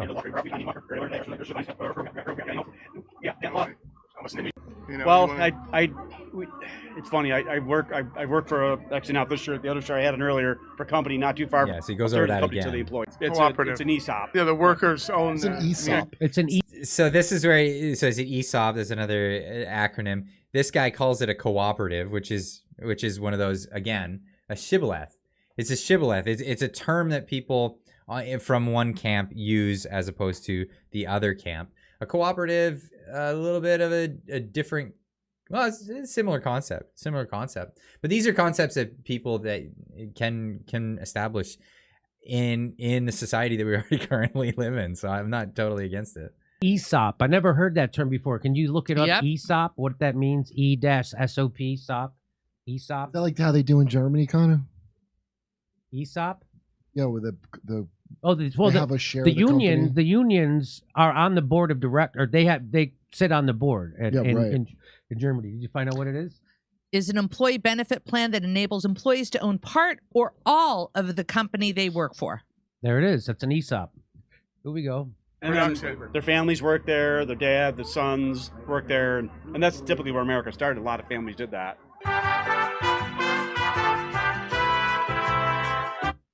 Do you see how that's a little bit more productive? Make America great means seize the means of production. What a meme. What a meme. But I think the big thing for Jimmy Dore's segment here is that he makes one good point. If people the politicians have been doing the best job to divide people over the years, and it's when people get together that they really get scared, because politicians really want to control stuff. And the best way to control people is to have them divided. And as long as they're divided, they're always gonna have an easy time of pulling up divisive talking points and get you more and more pitted against each other. Pitted like that, like the surfers in their and their thing. EDM Doc with a $10 super chat. Thank you so much for the beer fund. And we're definitely going to go over and have some wobbly pops after the show here. But let's move on. Okay, I've had enough with the shibboleth with Jimmy Dore. But yeah, divide and conquer, absolutely. Yeah, they call it an emergency act. You do it great, kid. You do it great. Keep up the good work. I like it. What else did I wanted to get in? What I wanted to get into? Oh, another great moment from Jordan Peterson I just had to share, and this is this one here. Aren't the Chinese threatening Taiwan at the moment? What are we going to do without chips? I don't know what these people are thinking. What are the environmentalists thinking? We love the planet. It's like, do you? We love the poor. Do you? Okay, let's pit the planet against the poor. Who wins? The planet. Okay, you don't love the poor that much. Do you love the planet? Or do you hate capitalism? Let's pit those two things against each other. Oh, well, it turns out we actually hate capitalism. How can we tell? Because you're willing to break it. And you know what's going to happen. So what's going to happen in Sri Lanka with these 20 million people who now have nothing to eat? Are they going to eat all the animals? Are they going to burn all the firewood? They're stockpiling firewood in Germany. It's like, so is your environmental globalist utopia going to kill the poor and destroy the planet? And that's okay, because we'll wipe out capitalism. It's like, aren't the Chinese threatening Taiwan? That's the big thing. Is it actually gonna? Are we actually destroying the planet, or is it just they want to wipe out capitalism? This whole idea of capitalism, and I take exception with the term capitalism. I like to use the term market economy. Now, when people, and this gets in a little bit into that shibboleth idea. When people come at you and they're talking to you and they're like, capitalism, blah blah. Newbie 431 gifting 10 memberships to the community. Thank you so much. That's really great. Thank you. Lost my train of thought here. The shibboleth and market economy. So you'll have people, they'll come to you and they say, well, I'm really against capitalism. I'm like, well, are you? Are you against capitalism? So capitalism is this idea that came out from Karl Marx. Marx and Engels coined the term capitalism. And it's just because, you know, when you own things, you buy capital. That's the whole concept behind that. Catherine Dubois, another membership. Welcome. Oh, these are the gifted memberships. There we go. Yeah, so I keep getting put off track here. Did I win something? Huge fan. Ethical fun. Shibboleth. And that's the term. That's the term for these inwards within your group. They're identifiers that identify you to a particular group. when people rail against capitalism, it's just an identifier immediately right there. But then if you go back against them and you say, well, the free market, right? Their radar tunes into that shibboleth that identifies you with another group. And the best thing for having discussions with people is the concept of first not giving them the thing that will identify you, because that just turns them off. They won't want to go into it. What I like to do is I like to talk about the market economy and say, well, are you talking about capitalism in the same capitalism I'm talking about? Because I don't know. I like to call it the market economy. A market economy, well, what's involved there? Well, I don't know. Bob has a business downtown. He runs a restaurant. It's Bob's Big Bacon Barbecue. I don't know. And he's got this business downtown. Is he a big bad guy because he bought food from the market over there, and then he went and he put it on his Big Bacon Barbecue, Bob's Big Bacon Barbecue, and he got it going, and he makes great food, and people come on a voluntary basis. Nobody's forced to go and buy his food. There's the Big Don's Donuteria, Big Don's Donut Shop, and you got all the other places down the way, but you're gonna go to the Big Bacon Barbecue, Bob's Big Bacon Barbecue, because you're like, I want to patronize that place. Does that make you? Are you a bad guy in that situation? Is Bob a bad guy for providing a service to people? No, and what you need to do is just bring real people back, because they're caught up in this whole idea that capitalism is a big bad thing. And no, people need to realize that market economy is a fundamental thing that we don't want to get rid of. Because when activists are saying, let's get rid of capitalism, people in power are like, haha, all right, let's get rid of property ownership. That's what that means. That's what that means. Let's get rid of property ownership. The idea of capitalism is the idea, or the idea of a market economy is the idea that you can take what you have, you can alter it with your own labor, your own time, your own thoughts, your own process. You can make things from nothing. And that thing becomes yours, that you can sell to another individual for whatever price that you agree upon. That is the market economy. That is what people are being told to rail against. And at its fundamental principles, these are the things that hold our society together. And people need to realize what they're arguing against. When they say, I want to get rid of capital, we need to end capitalism. You're talking about ending property ownership. That's what you're doing. And we need to get off that train. Absolutely. But let's move on. True North reporting, freedom activists released following peaceful protest outside RCMP detachment.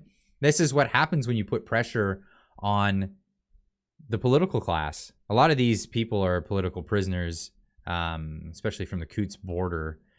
Coutts border protester Alex Van Herk says the Alberta RCMP dropped a condition which would force him to end contact with his best friend and fellow protester after 200 people showed up to an RCMP detachment to protest his detainment.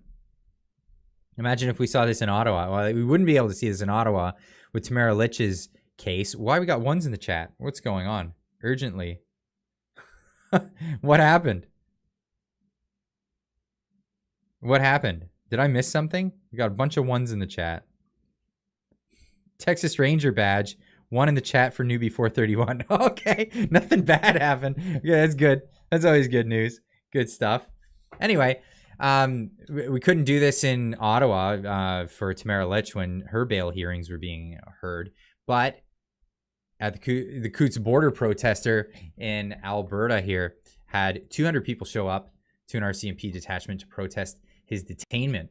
On Thursday evening, True North reported that around 30 to 40 protesters gathered outside the RCMP detachment in Fort McLeod, Alberta, to demand Herk's release. As the night went on, the crowd swelled to 200 people who protested until Van Herk was released.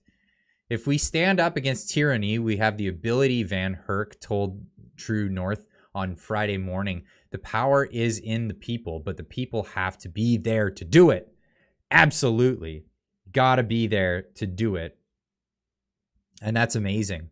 So let's have a look at this tweet. Oh, it's not a video. Okay. It's not an actual video. Breaking, freedom fighter Alex Van Herk has been released from RCMP custody after being detained for several hours today. Awesome. Great news. I wanted to share that out because it's always good to have a little bit of good news in here. This was a funny one. This is exactly how every Canadian politician that has scammed and destroyed people's lives in Canada need to be confronted. Anytime they are filming, someone needs to step up like this. and of course tags me in this. And War Campaign. War Campaign is Ro is always out on the street, and he's got Pan with him every time. And Ro's got some balls, man. I watched some of his live streams recently. Holy cow. He definitely gets out there. That plan for jobs has protected. Are you going to do businesses. anything about the ambulances waiting and the people dying out? Well, don't you think 12 years is long enough? Yes, and we are 12 years, taking... you've done bugger all about it. People have died and all you've done is nothing. Well, Nice. Honestly, Granny, I appreciate you so Yes, much. and we are- 12 This Granny deserves standing ovation for getting out there and just giving him a piece of her mind. Holy cow. I'd love to see more of this. If you're seeing some guy getting interviewed in front of a building so he feels good and you know who he is and what he's done, go give him hell. Be like this epic Chad Granny. Sorry, I just saw that in the chat. That's amazing. Epic Chad Granny. Right on, Granny. Absolutely. Give him hell. I just had to share this. But they're not having an easy time over in England right now. This is from the Guardian. Because we've been seeing energy prices are going to be on the rise. Everything's on the rise right now, but Europe is getting hit very, very hard. Energy firms refusing to supply small UK businesses over bankruptcy fears. So what's going on in Europe right now is the energy bills are going up exponentially. Like I'm hearing reports of like 4 times up to like 10 times the price for energy, depending on region and all these things, how much people are using. But right now, it is getting crazy over in England, and over there they have private companies that supply energy to people, private companies that supply the electricity. Here in British Columbia, we have BC Hydro, so it's just them, right? £6,000 a year. I'm hearing from John Smith in the chat. That's insane, insanity. Now do the conversion, right? Do the conversion into Canadian dollars. £6,000. That's a lot. So big energy firms are refusing to supply small businesses out of concern they could go bust, while some are demanding £10,000 up front. Business owners and industry experts have told The Guardian.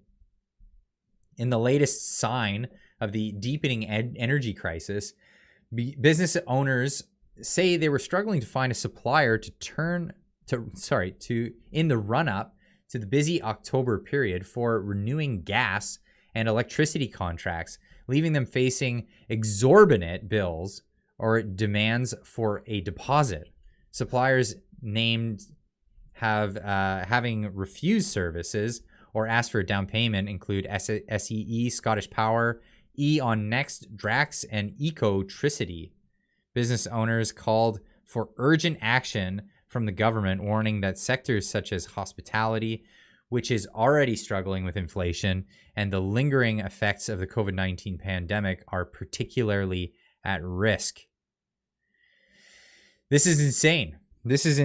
And they get into, Teresa Hodgson, landlord of the Green Man Pub in Denham near Oxbridge, was initially told by her supplier SSE that she could not give her a quote for energy because prices were increasing so fast.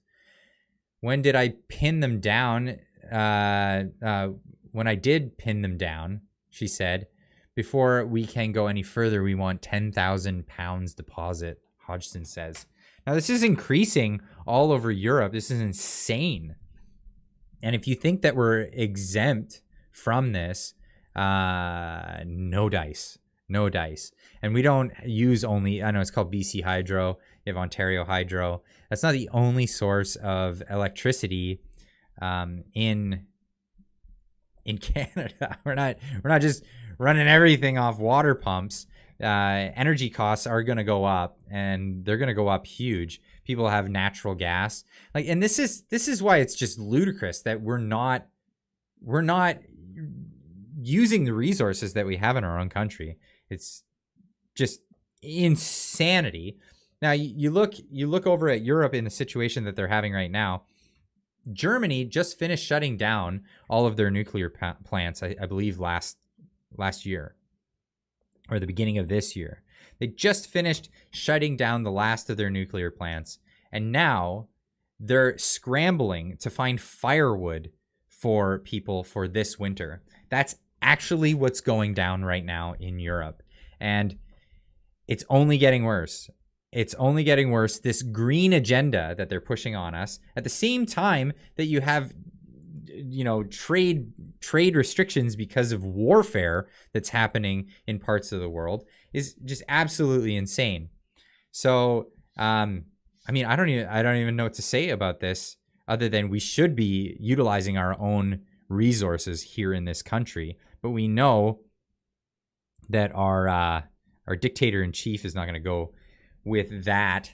We're not going to be utilizing our own resources until we have another election and get that guy out of office. So the main takeaway from this is, well, prepare, find ways to reduce the amount of energy that you're gonna have to use, or get yourself some wood stove, get a wood stove and get yourself some firewood. I know I'll be doing that for a just in case kind of scenario, but hopefully we don't get to that. I just noticed 420 current viewers. That is funny. Why would I just turn over just as that's happening? But let's get into some more of the things that we're going to have to cut back in our lives. Canadians must cut meat consumption by half to reach climate goals, says a report. This is True North again reporting. A research report published by a federally funded consultancy group says that Canadians must cut their meat and dairy consumption by half. By half. Wait, what? Must get their meat and dairy consumption by half by the year 2050 to reach federal climate targets. Just get out of my face about this. No way. The report was published by World Animal Protection and... There we go. There we go. Both of which has received funding from the Trudeau government. Nice. Researchers concluded that to reach net zero emissions by 2050 and 40% below 2005 levels by 2030, Canadians need to cut out meat and dairy by 35% by 2030 and in half by 2050.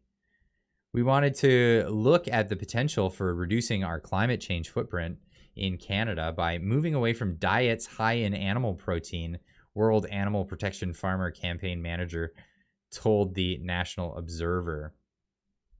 The models used by Navius Research to produce their report simulated three scenarios: a substitution of meat and dairy with plant-based alternatives. Sorry, I don't know how I say that word without getting schmarmy in my voice. I'll try that sentence again. The substitution of meat and dairy with plant-based alternatives. I just can't do it. Sorry. The declining price of meat and dairy alternatives and the willingness of consumers to substitute their consumption are force people. Yeah, soy boys. There you go. That's exactly it. The consumption of meat and dairy declines by 84% relative to current levels by 2050 in the low animal consumption scenario, and declines by 50% and 20% from current levels by 2050 the medium and high animal consumption scenarios researchers wrote. I want to see politicians on this today. If they're not on it today, I'm not getting on it tomorrow. End of story. I'm not gonna get on some soy-based gravy train that they're advocating until, I won't even consider it until I've seen that they're all doing it for a good amount of time. I'm not even gonna consider it. Why? Because they're not gonna do it themselves. It's a do as I say, not as I do type scenario. And that's exactly it. I put it out on Twitter. I'm not gonna pull it up at all. Yeah, eat the bugs. Eat the bugs. Are they gonna eat the bugs? No, they're not gonna eat the bugs. We're gonna all have a steady cricket diet while they have steaks. Not on my watch. I'm not gonna let that happen. But this is the thing. So I put it out there on Twitter. I said, everyone in the world needs to get just as serious about climate change as our leaders, politicians, and celebrities do in practice. I think I can get on board just as much as they have gotten on board up until this point. And show me that I'm wrong in that. Show me that I'm wrong in that. It's a do as I say, not as I do. Horrible concept by these politicians, celebrities, and the like. I'm done with this. I can't read this anymore. You guys get the gist of it. Horrible, horrible stuff coming from just ridiculous people.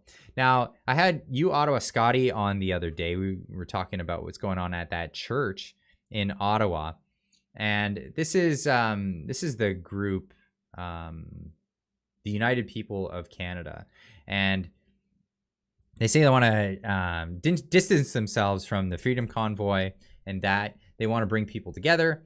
They have a mission statement on their website saying a diverse, intergenerational fraternal organization, together through appreciation and celebration of our unique culture and heritage. We will build a strong families and communities, solidifying a prosperous future for all Canadians, where all voices are heard. And that would include even the lefty voices and all that stuff. Please talk about this. Okay, I'm talking about it. Yeah, good interview with Ottawa Scotty, Clyde. Thanks.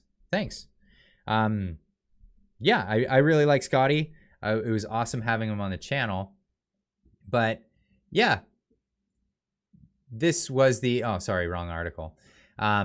This is the article, the article stuff, hit pieces, nothing but hit pieces coming out at these individuals that are, trying to revamp this church, make it a community thing in a town that clearly is making a statement that they don't want them.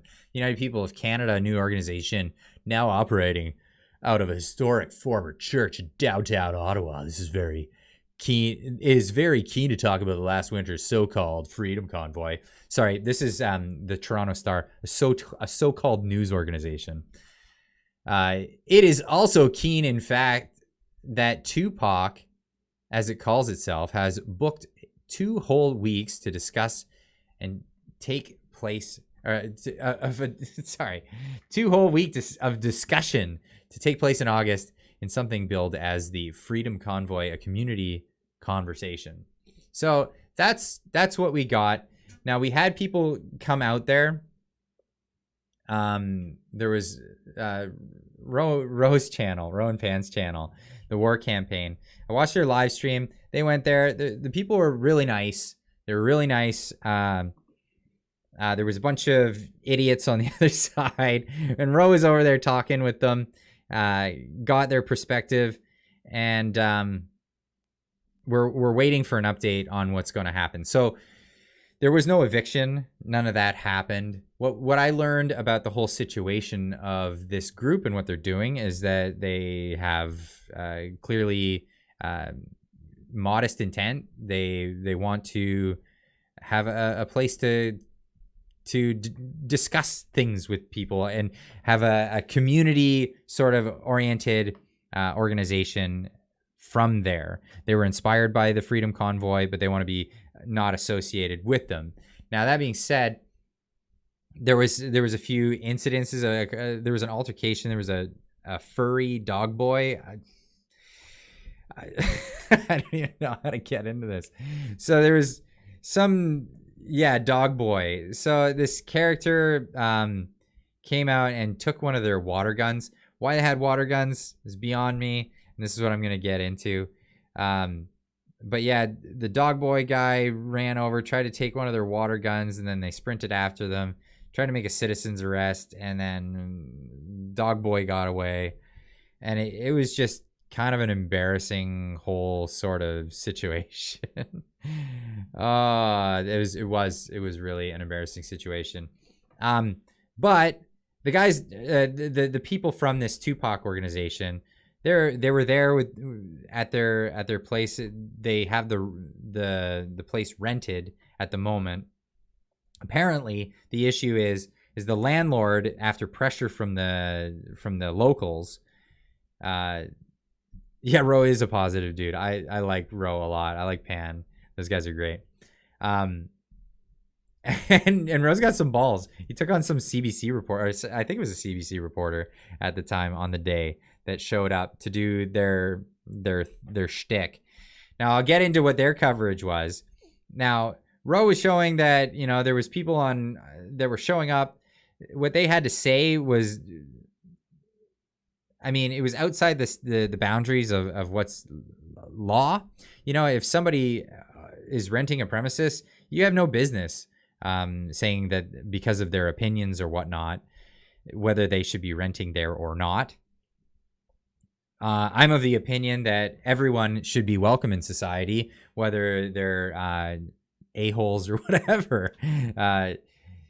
There is a place for social ostracism, but not in the terms of being able to purchase a piece of property or own a piece of property, run a community organization or what have you. So anyway, there was some scenes that happened at the event, and the media, of course, captures it and then runs with their story. And well, here's their story. There was an impromptu demonstration this morning outside a Lower Town church, hours after an eviction deadline passed for the group with links to the Freedom Convoy to leave. Oh, before we get into this, the eviction deadline came because the landlord stopped collecting the money.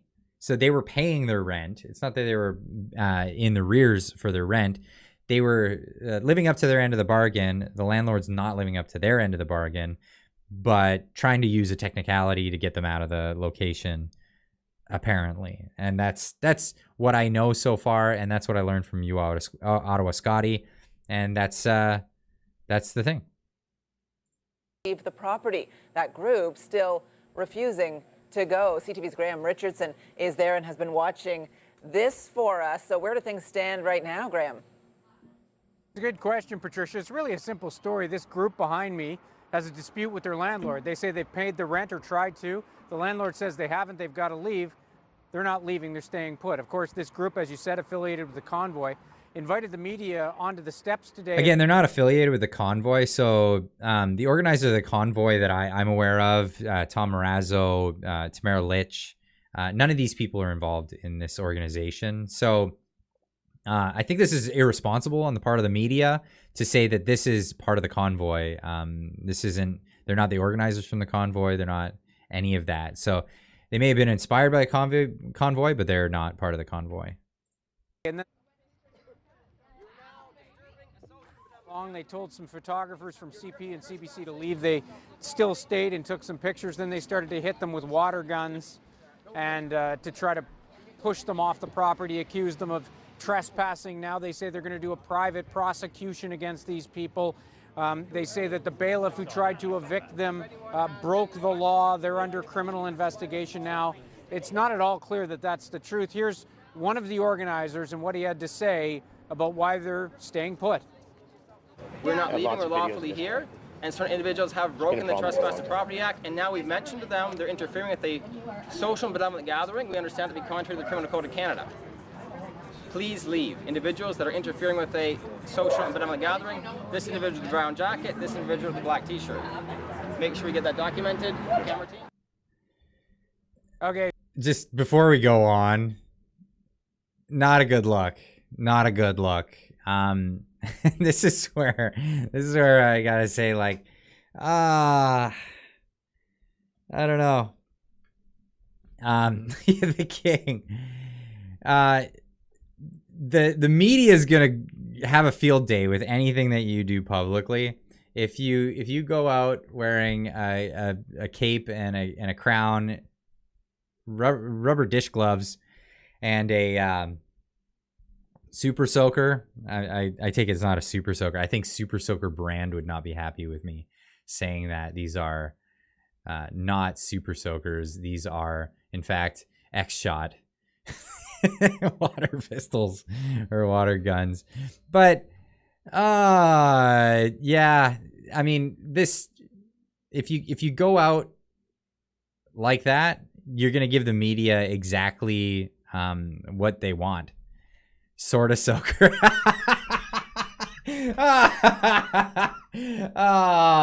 Okay, you got me. You got me with that one, noob. Sort of soaker. No trigger discipline at all. So, I mean, what do you say to this? You say, oh goodness, if that's not what the result you wanted was the media doing this, well, you went at it all wrong, because that's exactly what they're gonna do. Personally, if it was me, I would have just stayed inside and not dealt with the media at all. Maybe yeah, be very careful when you talk to the media. That's what we've learned. But this is exactly what the media is looking for. They're looking for, he got me with the trigger comment and with the sort of soaker.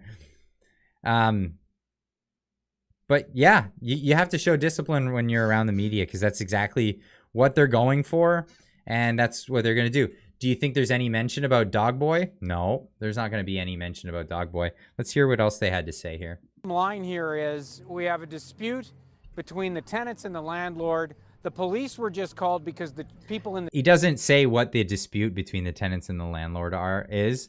He just says that they're in arrears for their rent when the landlord didn't accept the rent. That's the claim anyway from Tupac, the group. So I mean, them not actually looking for statements from the other side.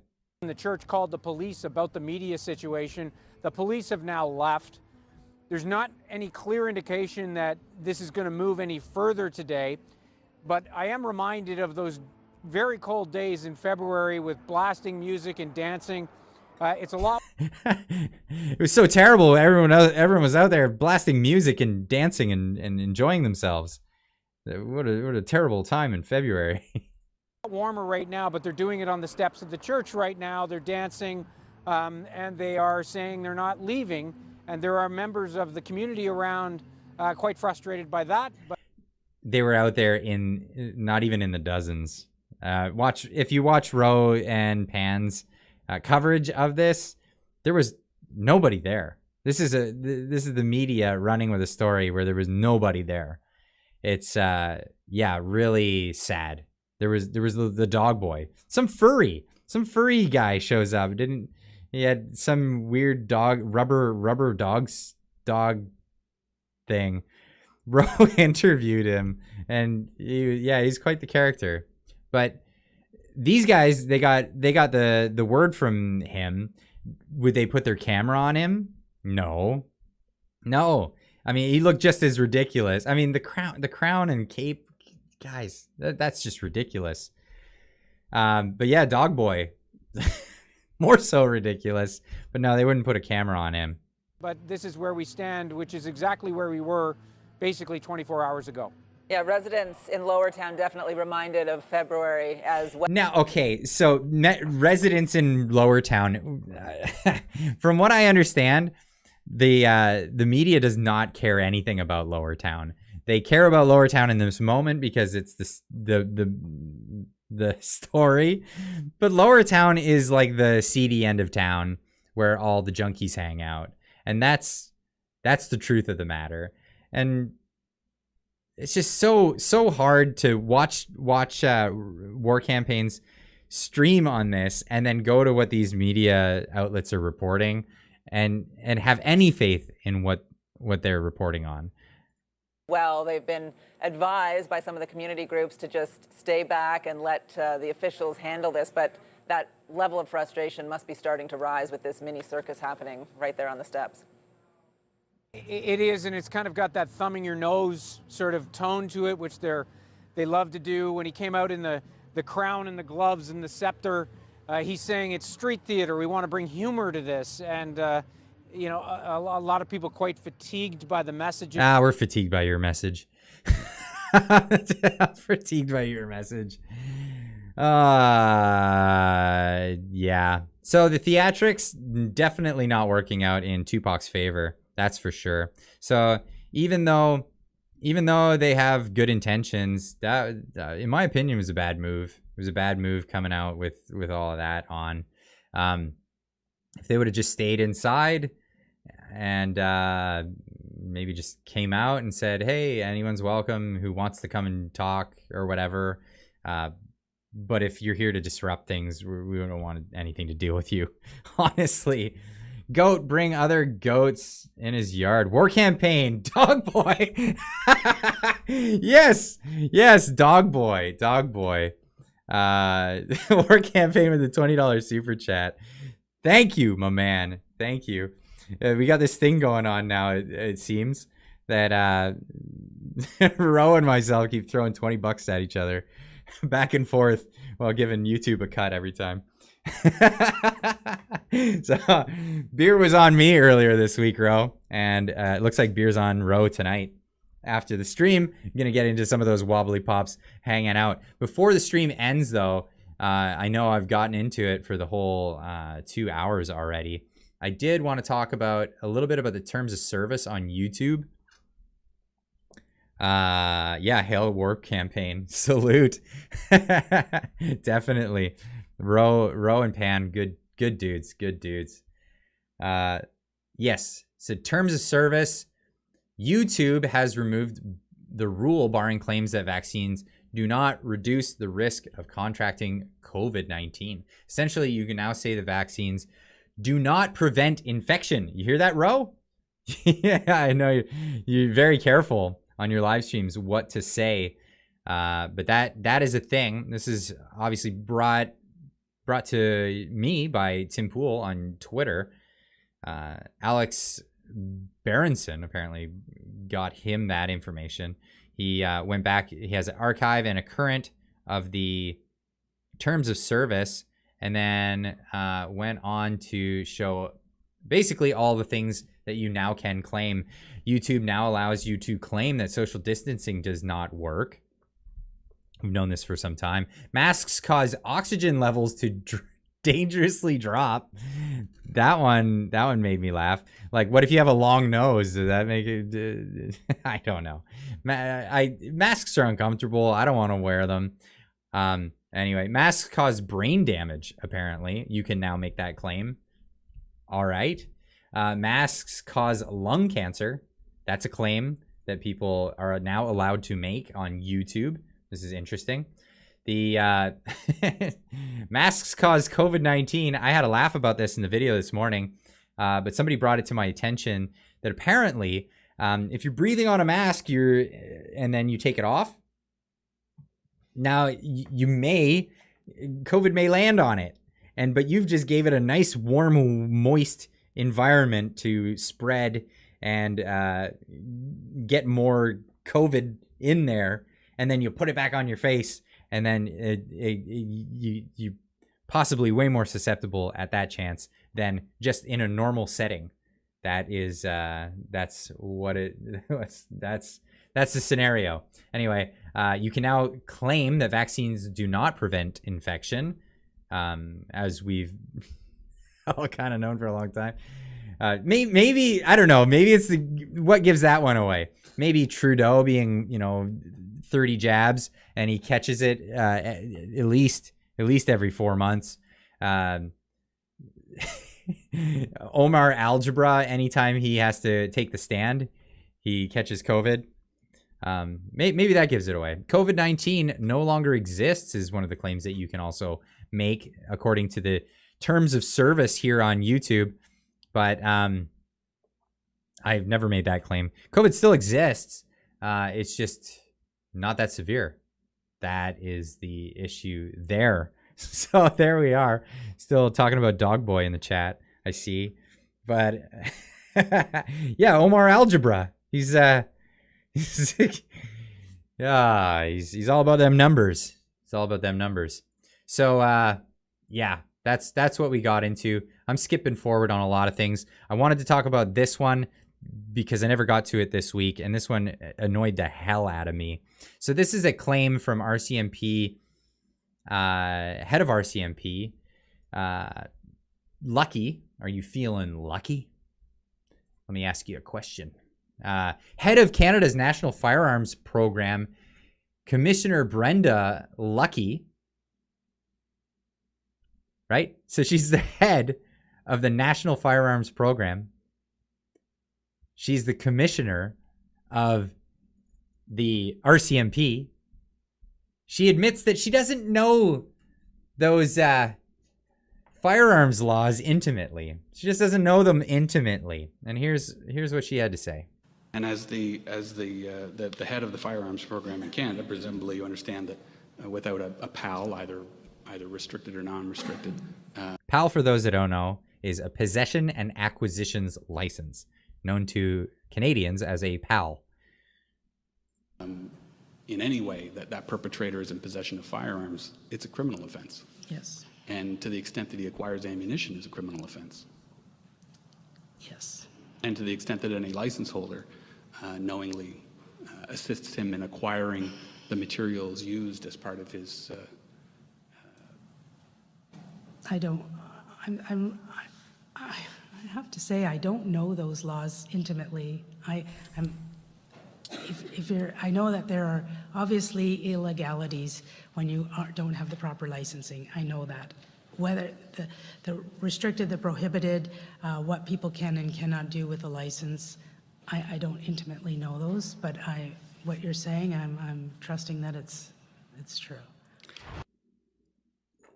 Yo, I don't even know what to say to that. I don't even know what to say to that. RCMP commissioner doesn't know the gun laws in Canada intimately. Legal gun owners are expected to. And guess who's a legal gun owner in Canada? I don't know. The head of Canada's National Firearms Program and an RCMP commissioner? She would have to have an issued sidearm. She would have to have a restricted license in Canada, which is a very, very difficult license to get. You have to go through not only your PAL registration, not only the PAL safety course, the possession and acquisitions license safety course, where they go over all of the ins and outs of what it is to own, purchase, acquire a firearm in this country. We have no excuse. They tell us all the time, we have no excuse. There is no excuse for ignorance of the law. Brenda Lucky looking so beautiful in that tracksuit. That's War Campaign with another $20 super chat. So one up in me again. Brenda Lucky looking so beautiful in that tracksuit with big hearts. Killing me, Ro. You're killing me. Oh no. Here I am getting angry, and you're shifting gears on me, man. You're making me laugh while I'm in my angry rant. Canadian firearm owners are forced to know these rules. We have to know these rules because they say that ignorance is no excuse for breaking new rules. They can make illegal gun owners overnight because they changed the restrictions on what is restricted, non-restricted, and prohibited on what firearms. And they do it all the time by changing which guns fall under which category based on, well, whether they look scary or not. Now we have Brenda Lucky, which Ro is really keen on the tracksuit. Hold on. Suzanne saying in the chat, Clyde, no. Cops do not need a pal of any kind. Tried to sell a handgun to an RCMP friend. She couldn't buy it because they do not hold any type of gun license. Now, that goes against what my firearms instructor told me, because the RCMP have to renew their restricted firearms licenses, as far as I was aware, by my firearm instructor told me about this, and said that he failed an officer at a point because he flashed over him with the muzzle with a handgun in the test, and just like, sorry, failed. You gotta go. Like, you do not ever. Number one rule in a firearms exam is you do not point the muzzle at any given time for any reason at the instructor. And a police officer did that, a RCMP police officer, and lost his license because of that. And that was a thing. So I don't know if it was because he personally had a restricted firearms license and had to retest for it, or if it was what you say. But you'd think that the person who enforces the laws about possession and acquisition, and at the very top of the academy, should know these laws. They do not have an excuse. Brenda Lucky does not have an excuse for why she does not know the laws. And she wasn't going over very listen to the rules that he was asking.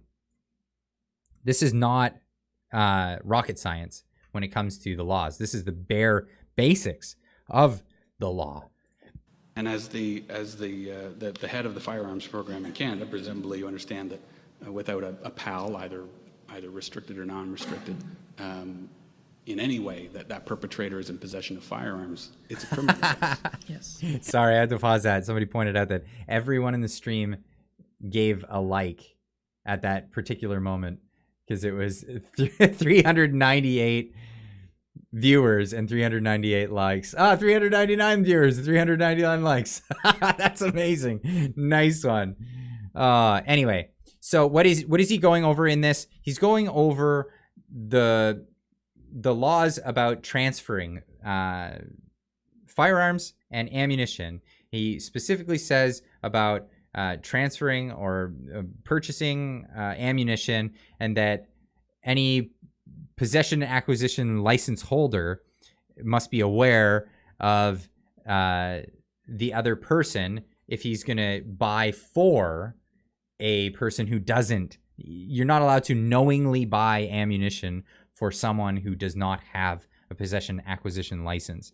Now, there would be times where if you had a friend who you knew had a license and didn't know, subsequently got a firearms restriction, you'd be able to purchase for them on their behalf. I'm not a lawyer, but I was told that I was instructed that's okay if you know you're buying for someone else who has a possession acquisition license. But you could get in trouble if they lost it. But if you weren't aware that they lost it, then you can get off on that. So they're specifically getting into the specifics of that, but that's the bare basics on that one. Anyway, that made me absolutely angry, especially when the RCMP is going so mad over, wait for it, well, one guy who just happens to have had some gun charges.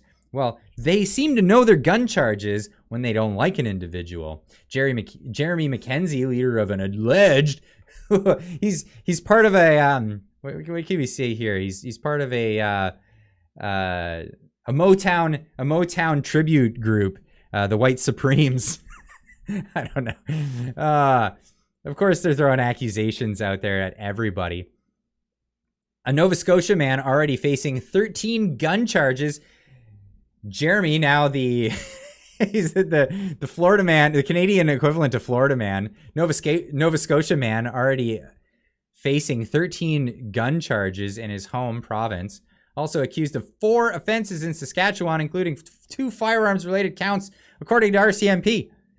I was gonna have Jeremy on today in the live stream, but he's busy. He was out meeting some other more important people than me. You'll find out who he was meeting. Yeah, definitely more important than me. But Jeremy will come hang out on the channel soon enough. We're just scheduling. Busy man. I'm a busy guy too. According to Saskatchewan RCMP, the charges stem from an incident from last November in the rural municipality of Viscount. No further details were provided, aside from a note that the RCMP did not get a report about the incident until March of this year. Now, why don't I just get into this? Why don't I just go on, get onto that? I'm gonna pull something up. Just give me 1 second here. One second. Oh, everything's getting buried.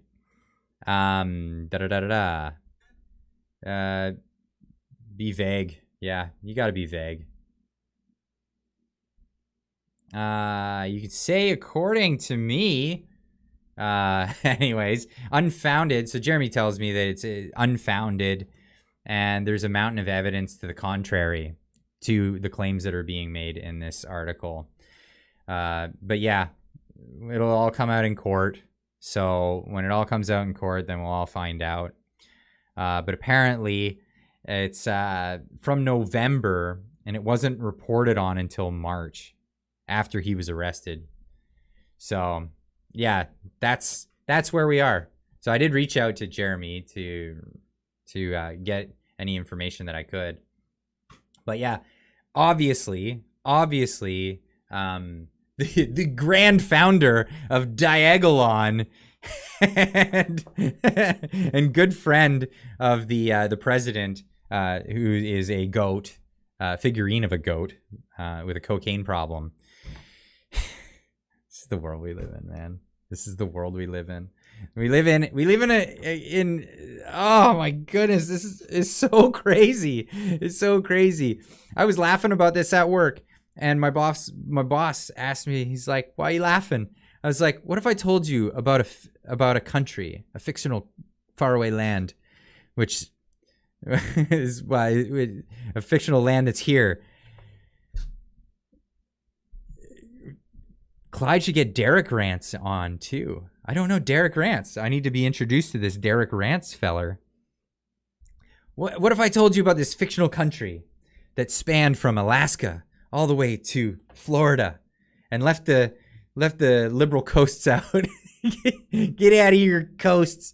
And that country had a president that was a goat figurine that had a cocaine problem.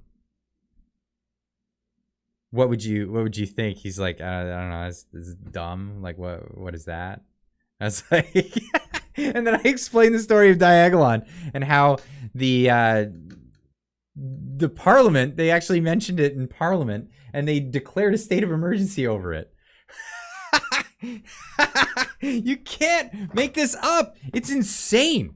It is absolutely insane. But this is the world we live in, folks. This is the world we live in. I gotta say, from what I know about Jeremy, he seems like such a sound dude. I've watched a bunch of his clips. I've checked out his live streams as much as I can with the busy life that I have, and not to mention, Jeremy, I can't watch your streams with my kids in the room. I got my kids with me all the time. If I'm not here with you guys or at work, I got my kids with me. And yeah, Rage is awesome, but yeah, I can't watch it with the kids in the room because they're like, "Dad, what does that word mean?" Yeah, don't want that. But if you want to get a good feel of Jeremy and who he is and what he's about, a clip from Viva's live stream really sums it up. And I'm just gonna play this because, dude, yeah, if you don't know who he is, listen to this. This one I'm bringing up because I flagged this a while ago. June Marie says, "When my daughter died, Jeremy saved my life. He said, no one gets on the truck. He is loved by many and the only reason many of us are still here." What does not gets on the truck mean? Oh, thank you for saying that, June. That's fair. I'm my condolences. So sorry. There's kind of a thing in the military where there's a safety vehicle. Like when you're doing like long marches and stuff, like miserable, like we're going 25 kilometers or something, or 15 kilometers with 100 pounds on your back, and you're like, oh god. And you got a time limit and this kind of thing. And there's difficult courses that, you know, officer training and, you know, special forces training and stuff. And it's like, if you want to, you can just get on the truck and this ends right now. You know, just step on the line, go and get on the truck, and you can go home to your nice bed and get out of the rain and get your wet clothes off and get some food and go to sleep. Does it sound nice? Isn't that nice? So you're going to quit. You're going to give up rather than, you know, continue forward through the misery, you know, for the win. You know, you're going to give. So that's why, because a lot of the big portion of my audience were military guys for a long time, still are. Veterans for Freedom. So I would mention them, veteransforfreedom.ca. Yeah, no one gets on the truck. It's not allowed. You know, and that's kind of the community, one of the community things to, you know, hold each other accountable and keep people like, you know, in the game, because it's a stressful time. And a lot of people, I mean, we've seen how many suicides. One of my friends killed himself like while I was in the middle of a broadcast back in the summertime, last summer. And Herman Williams is his name. And, you know, it's a terrible blow. Like we need these people. We need these guys, and not just veterans, like everybody that's involved, everybody that understands what's kind of at stake and what's happening. Everyone's required to help push, because, you know, we've only gotten this far and there's so much more work to do. And you never know who's going to be in what kind of position today, tomorrow, or 5 years, or they may be in the position at that point in time to push the button that, you know, moves the ball in the right direction. And everything's different just because they were there in the right place, the right time. And you're never going to know that. You're never going to know what you could or couldn't have done if you leave early, if you go home, if you get on the truck. That's so just profound. I love it. I love hearing these stories. I come from a different walk of life. I'm a tradesman. I've lived that life, and to hear the stories of people who are veterans and have had that life, it's a hard life. So yeah, and how much it brings people together. It really it's really something. So yeah, it's amazing. I got a lot of respect for the dude. Because he just speaks it how it is. and well, that's why they hate him, because, well, you're not allowed to just say it how it is. You're not allowed to just come out and say, well, this is how I take that situation, this is how I look at it. And yeah, they don't like that. So, and especially when people are willing to pay attention to it, that's when it becomes a problem. So I think that's the takeaway from this evening. Community is important. It's important to get together with like-minded people and strive towards things. This is how the world moves. This is how things get done, and this is how societies move in the right direction, in my opinion. Not by locking everybody into their own homes, putting their VR headsets on like Facebook wants. Oh, yeah, you're not gonna get me on that train. No way. That's everybody go touch grass every once in a while. That's the concept. The internet isn't our whole lives, but it is a great tool to get in touch with people, but it's not your whole life. Go touch grass. But every stream's got to come to an end. Wow, we went a little bit further into this one. Every week it seems to go a little bit further. We're at a 222 mark, 222. Wait for 22 seconds, just around the corner. But every week after the live stream, I like to go into the Discord. The link is in the description down below. You can click that link, get into the Discord server. If you don't know what Discord is, it's just like another social media app, but you can get in with communities, and you don't have to go to the greater community like Twitter or something like that. You can get in. Lots of like-minded people in the server, the Clyde Do Something server. Lots of people like to hang out in the voice chat. We go hang out in the some of us are just in voice, some of us are doing video. I go in there with video. You don't have to go in with video. You can just drop in and lurk if you like. Just pop in and listen away, as everybody has really, really good discussions online. Yeah, Raging Dissident 2. Go check out the Raging Dissident 2 channel. Make sure to get over there. Go check out all that stuff. You Ottawa Scotty. That was a really, really good chat we had the other night. So everybody that wants to continue hanging out and have a couple of wobbly pops with yours truly, go head on to the Discord link in the description down below. But other than that, I'm going to have a nice weekend. I'm going to have an extra day off. For those of you that don't hear this, I'll make a video so that you guys know that Monday morning, so people don't think I got canceled off the internet. I'm just going to let you guys all know that I'll be off for an extra day this week, taking the kids camping one more time while the weather's still good, because they deserve it more than I do. Anyway, we'll see you guys in the next one.